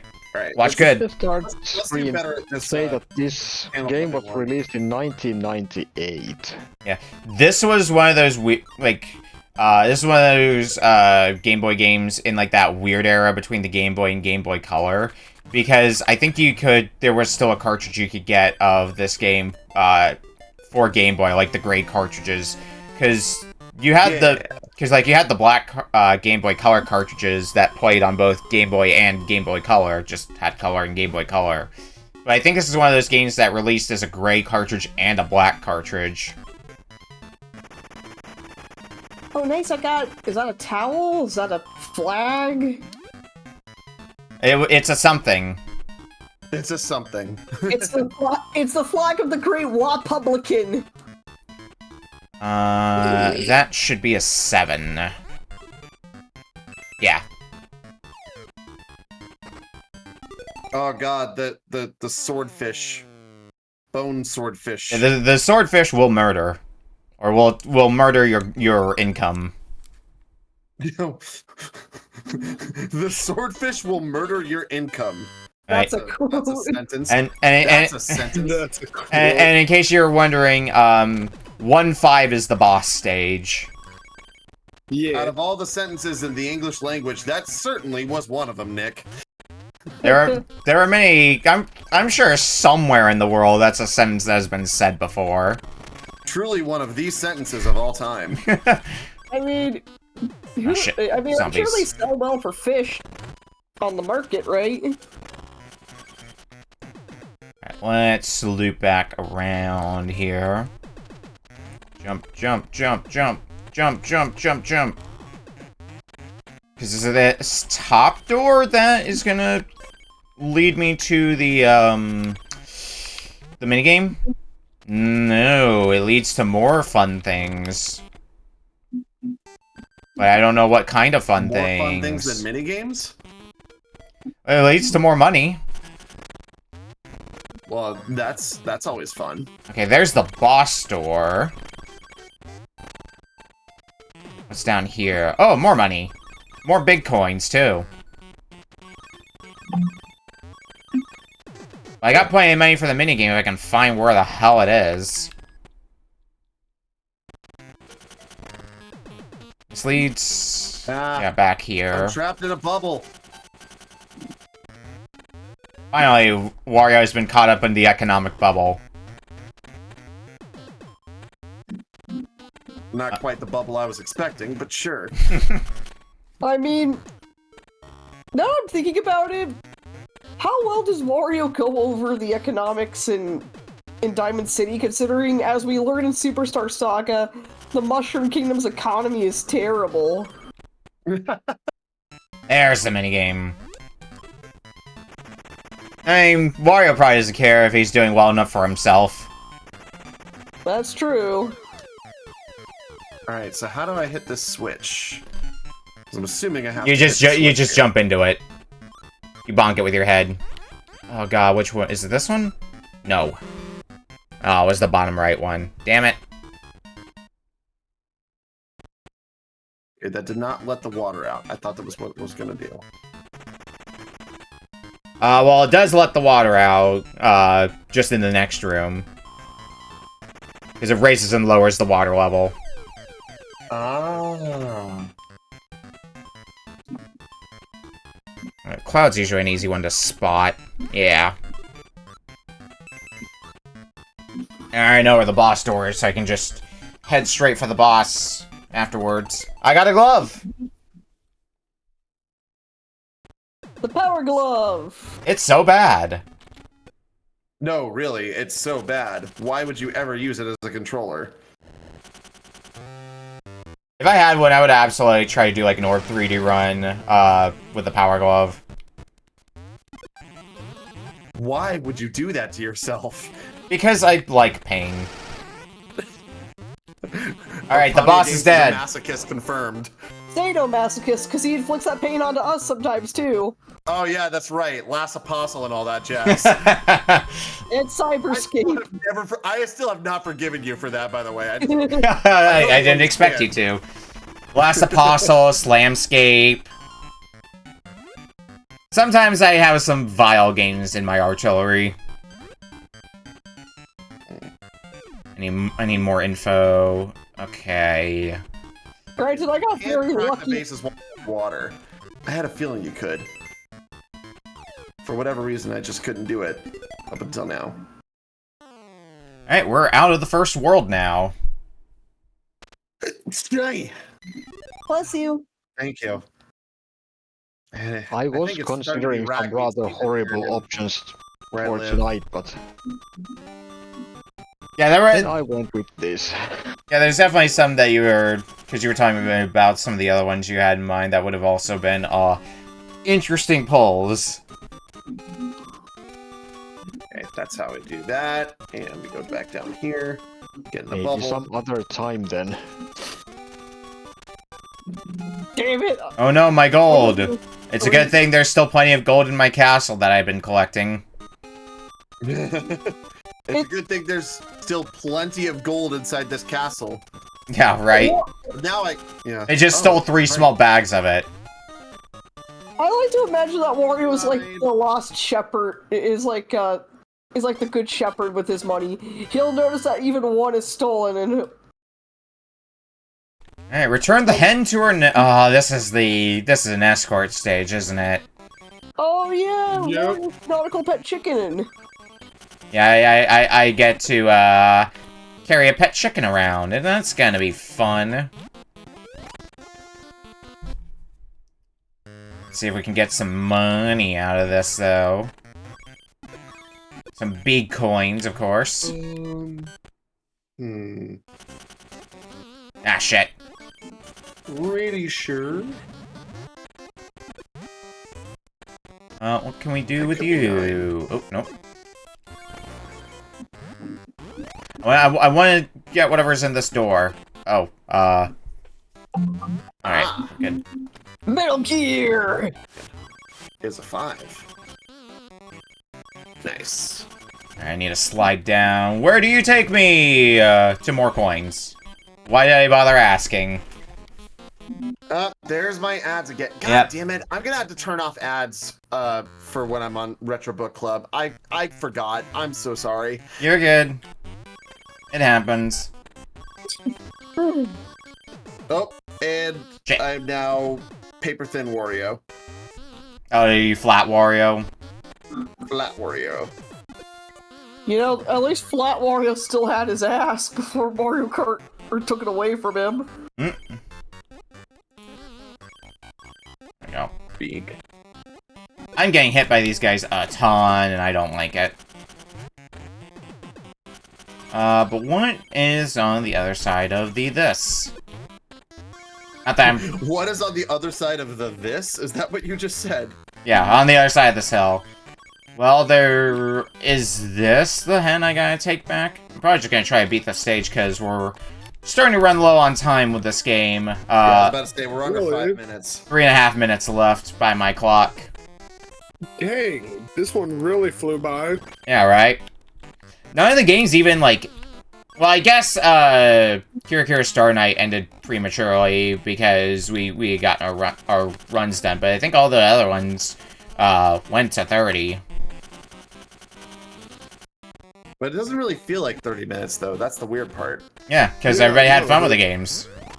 Yeah, it's like we always say, time flies when you have fun. Yeah. Time flies when you have fun and you're actually playing games that are good. Instead of, you know... I mean, you could have just left that sentence actually playing games. Yeah. Yeah, time flies when you're having fun and you're not playing bad games like, you know, Shaq Fu for the Game Boy. Oh god, Shaq Fu for Game Boy. I'll even say, I'm also gonna say Bubsy 3D just might be the person who brought it. Bubsy 3D is still gonna be a hilarious one, no matter which way you slice it. Oh, drop the hen there. Man, Wario feels so much heavier carrying this cock around. The hen has laid an egg. Oh my god. Beak. Beak. Literally one of the only times you can get away with that sentence. Oh yeah, forgot to say this, today, but, yesterday was, Ashley's birthday. Yeah, don't worry. We happy gave birthday, her sir. Something else that, about this, end of stage minigame that I would like to, make a note of, because we're not going to be seeing it. I think this one's an answer one. It actually changes somewhat, if you're playing the minigame in the, in one of the secret worlds, where instead of spending 50 coins a pop, your coins are constantly going down, and over time, panels are being flipped over, so you press a button to stop it whenever you think you know the answer. So it changes slightly. It's the same general concept, though, of identify the picture. I was carrying a cock, I was meant to carry the head. Hold on. I got this all wrong.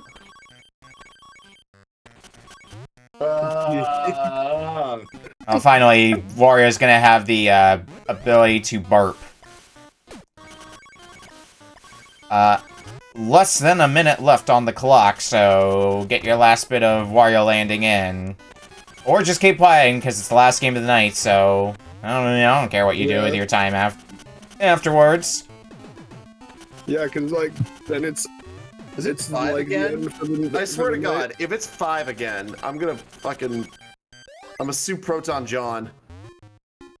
Are you gonna send him to the range dimension? Oh, I've already planned on doing that the moment that I collab with him. It's like, it's happening. Yeah, it's 5 again, I swear. God, 5. You fived one. You fived your last 5.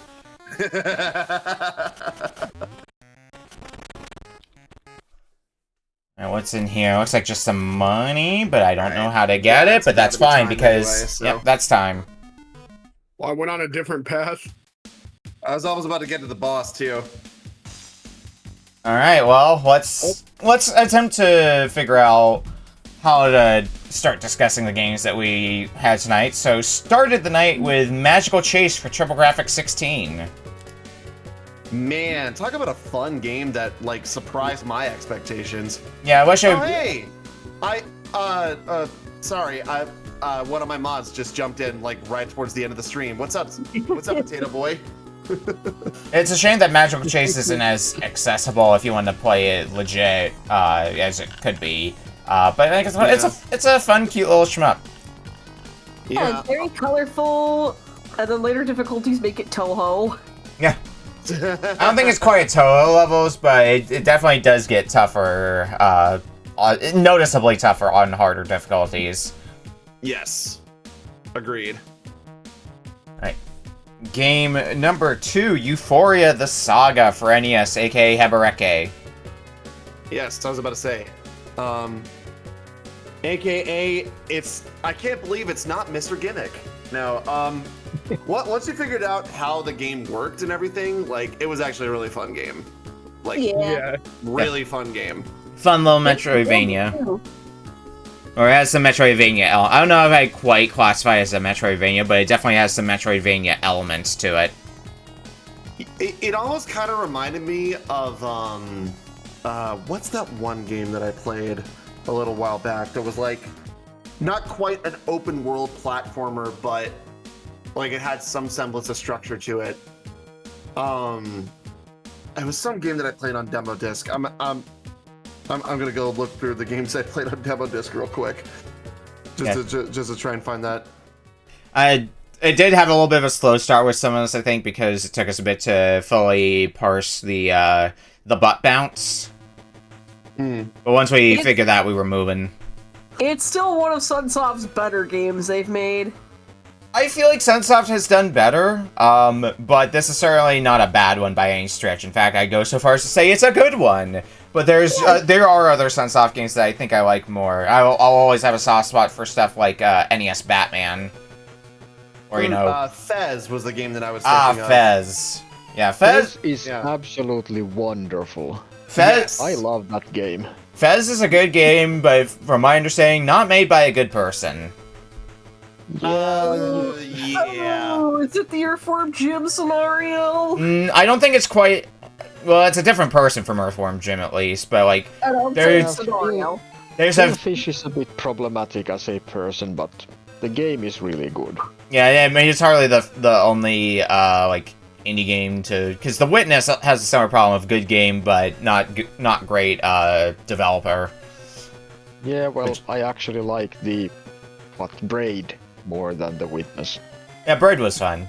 But to pull it back to this, yeah, Ufouria, good game. Would also recommend the sequel from what I played from playing through that, if you are interested in that, since that just came out, like, what, a month ago at this point?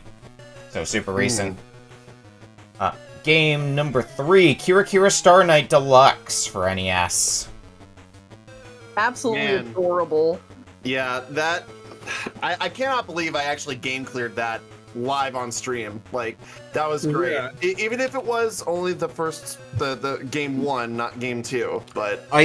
From playing the second level of difficulty, from playing level 2, it'll probably take you a few goes at that final stage to be able to clear it. Right.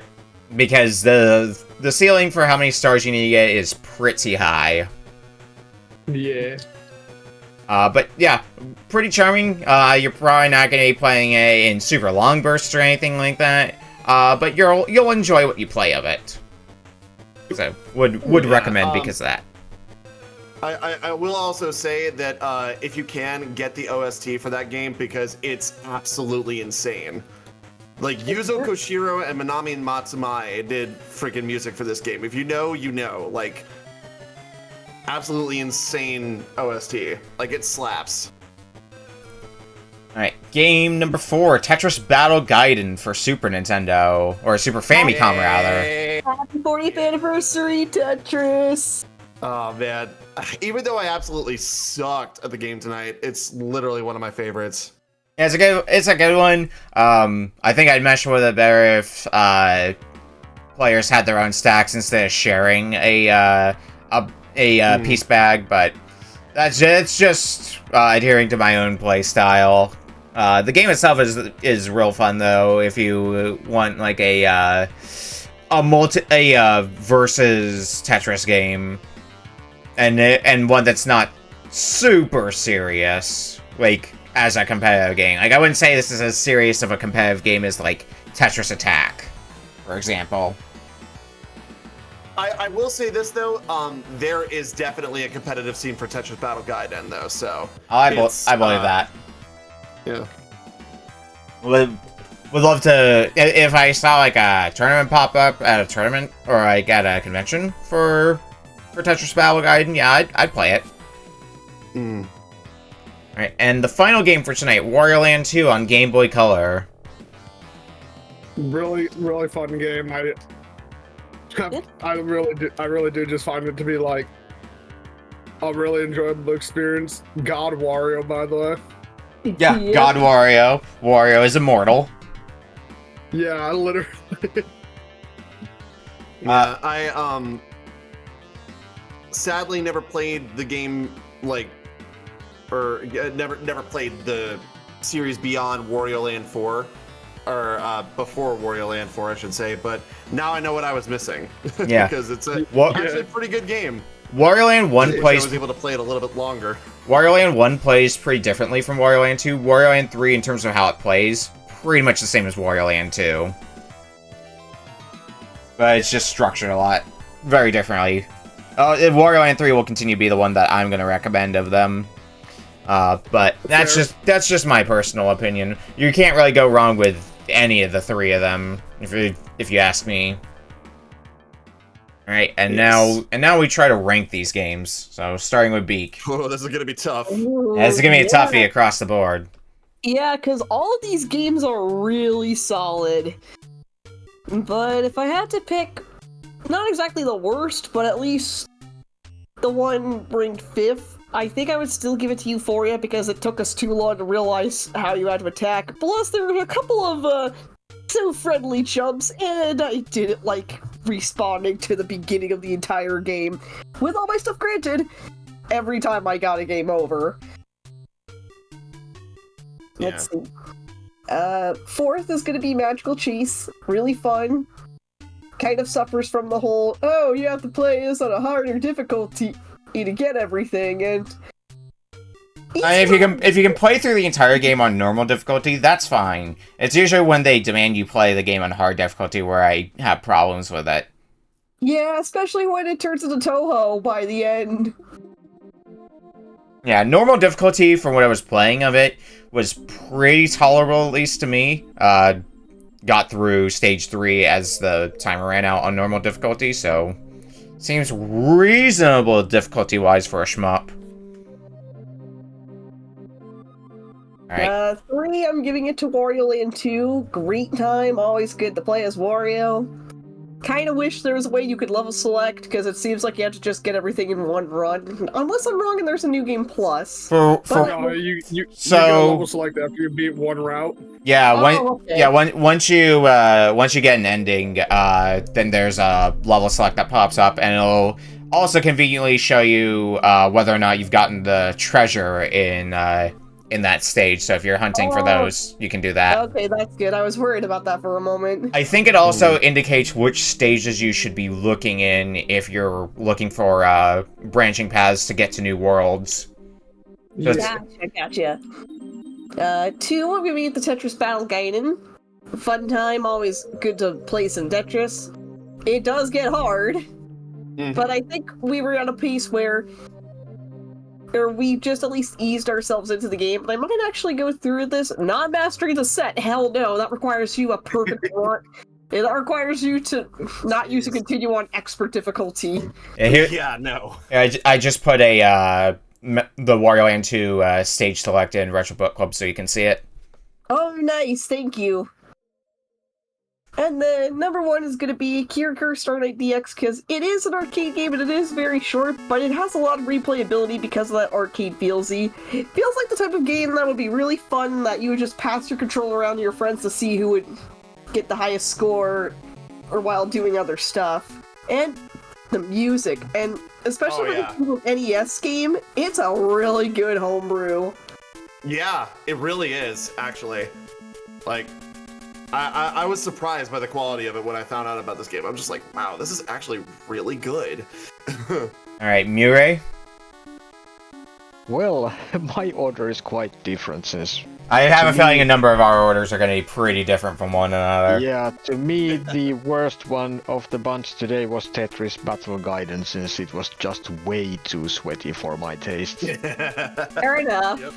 That's fair. It's like, Tetris is fine, but then VS Tetris is something that I just don't really deal with, and then you have the bullshit powers.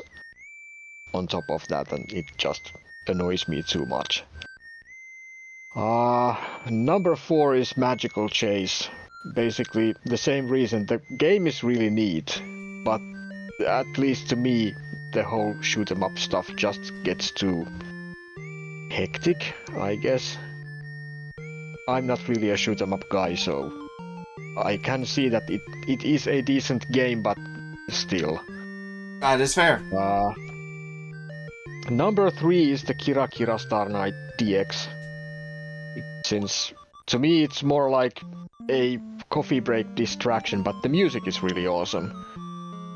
So it plays nice, but it's not something I see myself playing really much longer than 15 minutes at a time. Yeah, I was trying to go for something that was, you know, something that could be played in like 30 minutes or less.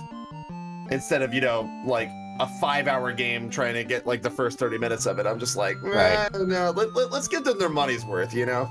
Yeah. I did think about that. And then number 2 is Ufouria, since I actually liked it quite a lot, especially since we finally managed to figure out that you can actually jump on top of the enemies and kill them, which made the whole experience way less grating. Shame about the music though. I need to figure out how to get my emulators to actually work on 50 Hz games so that it doesn't sound as horrible. Yeah, I'm sure there's a setting for it, I'm just not sure where said setting is. Yeah, I couldn't find it, and I couldn't find it on BizHawk either, so... But I am pretty sure that I have seen this option in BizHawk somewhere. I use Ares, the Ares emulator for Retro Book Club specifically. And it worked fine on my end. So that might be an option you might want to consider going forward. Yeah, I need to look into that. And then worth number trying. 1 for me was Wario Land 2, because I have completely missed the Wario Land games, and I guess it's because this one was a Game Boy title, and Game Boy Color title, from 1998. I don't even want to think when it was released here, if it ever was. Since 98 I turned 20, and I sure didn't have my Game Boy at that point anymore. So basically all of these, like, as a background, I don't have any nostalgia for Pokemon since that thing happened when I was at the university, and it was just something that it just flew past me completely. And so did most of the Wario Land games. I remember seeing the first one in some games magazine back in the day, and then pretty much blanked out on all the rest. And the mechanics at least seemed very entertaining for the 30 minutes I played it. Might go back and finish it, but then again, the pile of non-played games is very tall, so I also might not. But that was my order. Alright. For my list, similar to MjuRAE, I am going to put Tetris Battle Gaiden at the bottom. Good game, but it's so hard to get the don't play fast out of my muscle memory, so that made it a bit rougher for me than it probably would be otherwise. Once I eventually kicked that muscle memory out of my brain, I'm sure I would be able to schmoo pretty quickly through Tetris Battle Gaiden. Well, as quick as you can through Tetris Battle Gaiden anyway. But I still do really enjoy the game. Being able to have, like, all the characters with their own special abilities adds a lot to the fun of the game to me. Like, every character having their own unique abilities. It's not just like, oh, everyone has the same shared abilities. No, everyone's got their own. In fourth, I'm gonna put Wario Land II. It is, I'd say, quality-wise better than the other three that I still have to rank. The only reason it's as low as it is because I knew what I was getting into going into it. So there wasn't really any surprises to be had with Wario Land 2 for me. I knew exactly what I was getting out of it, and it didn't disappoint. It was a good game. But it's just hard to be able to judge a list like this, because something has to be at the bottom, and in this case, something has to be second from the bottom. third, I'm going to say Magical Chase.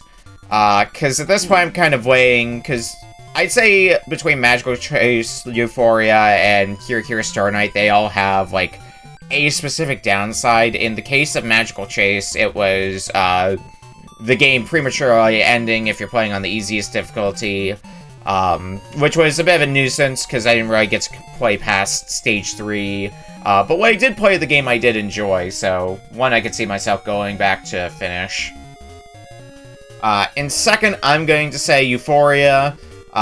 The problem with the game, not really a problem with the game itself, more just took us some time to figure out how to ground pound.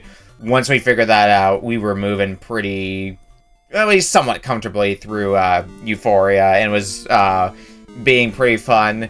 Map's pretty large for an NES game, it felt like. Also not a fan, though, of going back to the start of the game, at least for a spawn point. When you die, which means there's probably, especially when you get later in the game, probably going to be a lot of backtracking that you have to do because of deaths. And with it being a Sunsoft game, I expect as you get further in, it's going to get pretty tough. Like, tougher than we've experienced so far. Maybe I'm wrong, but that's my expectation with that. And at the top, Kira Kira Star Knight Deluxe. That's 2. It was, well, I mean, I'd played it before, but it was a long time, and I think I played it only, like, once. You're not gonna play the game for long, but it has a lot of charm for the little bit of it you're going to be, that you'll be playing, and would recommend, I'd recommend playing it, maybe pick it up if you can, as like a short, like, let's say 10-minute, game to play every now and then, because it's got a lot of charm to it. The gameplay, is simple but fun, the music's great, it's got a lot of color to it. Definitely, there's a lot of NES homebrews I've seen, and I don't know where this one would rank on NES homebrews that I played, but it's got to be pretty high up there for the ones that I've played. The amount of quality that they put into it is just, like, mind-blowing. Mm-hmm. Also, to your point about, what was it that you said? About like finding a copy or whatever. Even if you can't find a copy and you just play through emulation, like, you can put this on an EverDrive and it would work on an NES. Sure. Like, it's absolutely worth your time. I'm curious if, hang on, let me look up something.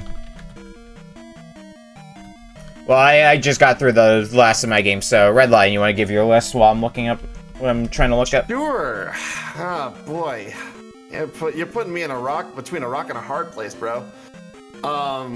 Let's see. I'm gonna say number 1E is going to be Wario Land 2, only because of the fact that I didn't really get too far into the game within the 30 minutes, and outside of Wario being invincible and just collecting coins, there wasn't like a whole lot of depth to me, but the charm was still there, and the fact that it was, you know, something that I'm a little bit familiar with because of my experience with Wario Land 4, you know, it's still a good game, a very good game. Number 1 D is going to be Ufouria, only because of the fact, again, because we weren't really quite certain what the game was going to be with, you know, the enemies and everything, thinking there was going to be a projectile or something we had to do, when all we had to do was just like, oh, it's DuckTales rules, just stomp on them by using the down button. So once we figured that out, it was smooth sailing from there, and honestly, like, probably would have a higher ranking if I knew that going into it. Yeah, that's part of the whole thing. To interject for a bit, I was trying to find if, like, Kira Kira Star Knight had, like, an itch.io page or something like that. I found something else I wasn't expecting, which I would drop in both in the Retro Book Club room as well as in the Twitch chat. Oh my goodness, someone covered one of the songs? Yeah, Johnny Atma did, I think, as part of a medley that he did. Oh, wow. Yeah. I'll have to watch that later. Oh, man, that's sick. Yeah, so... Number 1C is going to be Magical Chase, only because of the fact that It was a bit shorter, but then again, I was playing on the easier difficulty, so I'm sure that if I played it on the normal difficulty, I would have a lot more to work with. But I only had a limited sample size. But I really liked what I saw with the limited sample size. Like, that was, for a 1993 PC Engine game, that had an insane amount of polish. Like, one of the cleanest looking shmups I have ever played. Like, if you were to tell me that that was like an indie game from like 2014 or something like that, I would believe you. Like, it's so good, quality-wise. Number 1B is going to be Kira Star Night, my game. You guys are pretty much touching on the real positives of the game and the negatives. The positives is that the soundtrack, the graphics, and literally everything that they did to put as much personality and charm into the game is like through the roof. So hats off to the Ricky team for that. The only negatives is that, yes, it's a bit of a shorter game than most because it's, you know, not as much depth to it. But that being said, I still recommend it. If you can find it for a decent price on eBay or Facebook Marketplace or, you know, whatever kind of site you use to buy it, I highly suggest you do that. And of course, number 1A is Tetris Battle Gaiden. Despite the fact that I absolutely sucked at it tonight, it is one of my favorite, like, go-to puzzle games. The freaking Pumpkin Man was giving me troubles tonight, man. Like, he was out for blood tonight. Streamer's curse, I guess, but still, one of my favorite games, one of my favorite Tetris games, and one of my favorite puzzle games of all time. So, thank you for that, Beak. And also, thank you for the impression. You're welcome. That was fantastic. You had me rolling with that one. And finally, Rusty. Okay. So, like, bottom of the list is gonna be, like, Tetris for me. Game was still fun, don't get me wrong. It's just, as I said, I kind of suck at these types of games, so, like... Fair enough. I was getting my ass handed to me left and right. Beak, don't worry, I got your back. Yeah. Still a good game, I can still admit it. Let's see. 4, I would give... I'll give Magical Chase. It was fun. Then I enjoyed it. But, like, yeah, the sampling, it did suck. That's like, just to do more, I had to play, like, more on a hard difficulty, but still good. Let's see, number 3, I'll make Wario Land 2. Like, I love the game, but, you know, I don't want to be biased. That's fair. For sure. Yeah, I don't want to be biased. You can't be getting high off your own supply, you know? Yeah, exactly. Like, yeah, that's it. Like, I love the game. I mean, it's also, like, Wario's just one of my favorite characters. Good game. Anyways. He's literally your Discord profile picture. No, I don't know what you mean.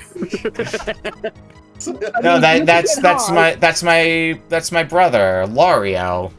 Oh, yeah, that's Wario, yes. I can see anyways. Oh. Ooh, no, you're gone. I can see why Wario never talks about you. Oh, he's just jealous of my girlfriend. That's how. Isn't she beautiful? Actually, real quick side note. Is that profile picture from the face maker game from Wario Land 4? Okay, I had a feeling. Yeah. Because I was just like, that Funny. looks way familiar. Yeah. Yeah, no. So let's see. Second will be Kira Star Night DX. Like, I enjoyed it to a good amount. It was a fun little arcade game. Collect stars. Pixel art was great. Music sounded good.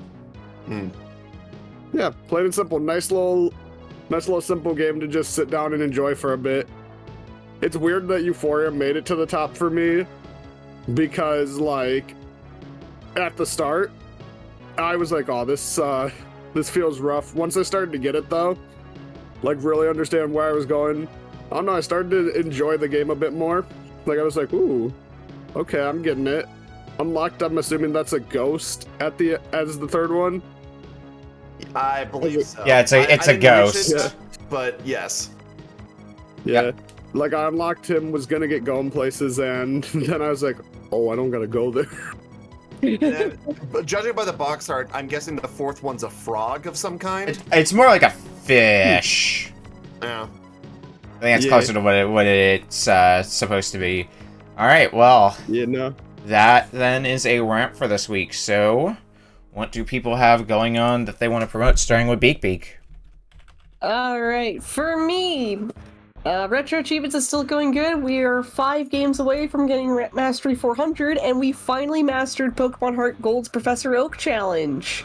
Ooh, Nice. nice. Oh, big pedestal finally completed there. Soul Silver is currently on the way. We've also been just tackling a bunch of puzzle games, and also chipping away at the White 2 subset, to which having to grind for hidden Corrado Pokemon is not pretty. MjuRAE, do you have anything you want to promote? Well, I don't stream, so I don't have anything to promote for myself, but hey, if you don't have anything to do on a Sunday night, then go watch Smite. Arcade Pit is good fun. And if you don't have anything to do after this, then go watch Author Blues play Lifeline, since that is also quality entertainment. Oh, I always expect quality from Lifeline of all things. RedLion, what do you have going on? I love the fact that you give plugs to other streamers when you're not a streamer yourself. That's great. Great way to pay it forward. Sunday, this Sunday, we are going to be doing our last September Chaos Control event, where depending on the subs and bits that get brought to the channel, you can either take control by choosing the next game that gets played, or you can make me do various stuff like have me blindfolded for a period of time while playing a game, have me use a DDR pad for the D-pad, where I actually have to use my feet. You could also there's a couple of other things that I have listed for it. Oh yeah, you can force me to play with my controller upside down. You can even just immediately kill me in game. Just immediately make me die. It's all well and good fun. And then next week, I'm sure I'm going to be doing something with Demo Disc, where I think the next game I'm playing is Jazz Punk, which was requested by my good friend Lowest Ocean. And we just recently started a new game on Save Point Redux, where I'm playing Super Bomberman. We already got to World 4. We should be able to beat the game next time around, whenever that is. Of course, you can also follow me on youtube.com/teambeforeyouenterprises, as well as youtube.com/redlion_official. And yeah, that's about all I got. All right, Rusty, you have anything going on? All right. Not really. Just like gonna like just go hang out with friends. Maybe maybe a thought will cross my mind to stream something. Will it go through? I don't know. Maybe someday when I'm crazy enough. All right, and for my part, tomorrow we're going to be over on Brasentia's channel at, let me double check the time to make sure I'm reading off the right time. We're going to be over there starting at 4:30 p.m. Eastern for Retro Book Club with some of the Kusa Grande GMs. So it's going to be myself, Brasentia, Polk Kitsune, Novasol, and Neatsol. And we're gonna have fun with the games that we picked out, and seeing some of the games that are in that pack, it's gonna be an interesting one for sure. Okay, who brought the wall? Someone's gonna make Polk paint the wall of that little group I just wall. Otherwise, though, should be race day on Sunday, so probably doing a mystery race on Smite's channel. Gonna try to get some more Yakuza 5 in on Tuesday. May do a retro backlog thing on Wednesday. Might stream on Thursday to try to finish up Astrobot, or fit Astrobot somewhere in next week so I can get that wrapped up. But also next Thursday is my birthday, so I might just take that. Happy early birthday! So I may just end up unwinding for that. Hi, Okami. But plus, the day after that is when I had to head down for Portland, so I may have to make sure I'm like packed for heading for Portland. Probably also at some point in the future going to be playing through Echoes of Wisdom, because that comes out next week as well, and yes. I want to play through that. And here comes Zelda with the wooden chair! Also, something that I started messaging some people about, so a lot of the regulars have seen something about this already, because I was messaging them about it. On the, currently planning on the 12th of October, we're going to be doing a bit of a donathon, with a bit of a Retro Book Club flair. So it's going to be 20 games in a pack for me to play, from 20 different players. Each person, I had pick out a game. We're going to have chat vote with their wallets, basically. They're going to donate for whose game they want to see played. They're not going to know what the game is, though, until it's locked in. So we'll see what comes of that. It could be fun. It could have me tearing my hair out. We're gonna do 8 games of that to start with. But every $100, we're gonna add an extra game in there. So if we get $100, we'll do 9 games total. $200, we'll do 10 games total, all the way up to $1,200, which I'll be surprised if we hit that, where we'll do all 20 games in that sitting, with some other fun incentives in there, like writing a tweet for me to tweet out. Some fun stretch goals, like Orb 3D run using a Guitar Hero controller. Oh my god, what? Having to wear a maid outfit at MagFest. Orb 3D VTuber commission. Some fun stuff like that. There'll be more details once I get all the promo stuff done for that. But I expect it's gonna be an interesting thing to see unfold when the time comes. Anyway. Oh wow. Anyway, let's go ahead and get out of here for the night. Let's see. I think our raid message is swordfish economy. I love that. We're gonna go ahead and send you folks over to Hypercole, who appears to be doing Sonic All Stars Racing. Okay. I believe with I think that's something that Popsky was trying to arrange for. I think the invite was extended to me, but I had to run this today, so ended up skipping out on that. And I have prep work to do for tomorrow as well, so I should probably go get on that. Thanks, folks, for hanging out, and we'll see you not next week, because there's no Retro Book Club next week, because I'm not home, but we'll see you in 2 weeks for more Retro Book Club here, and more questionable games. Good night, everyone. Good everyone. For everybody who's watching my stream, we're going to be raiding Hypercole as well, so it's a double raid.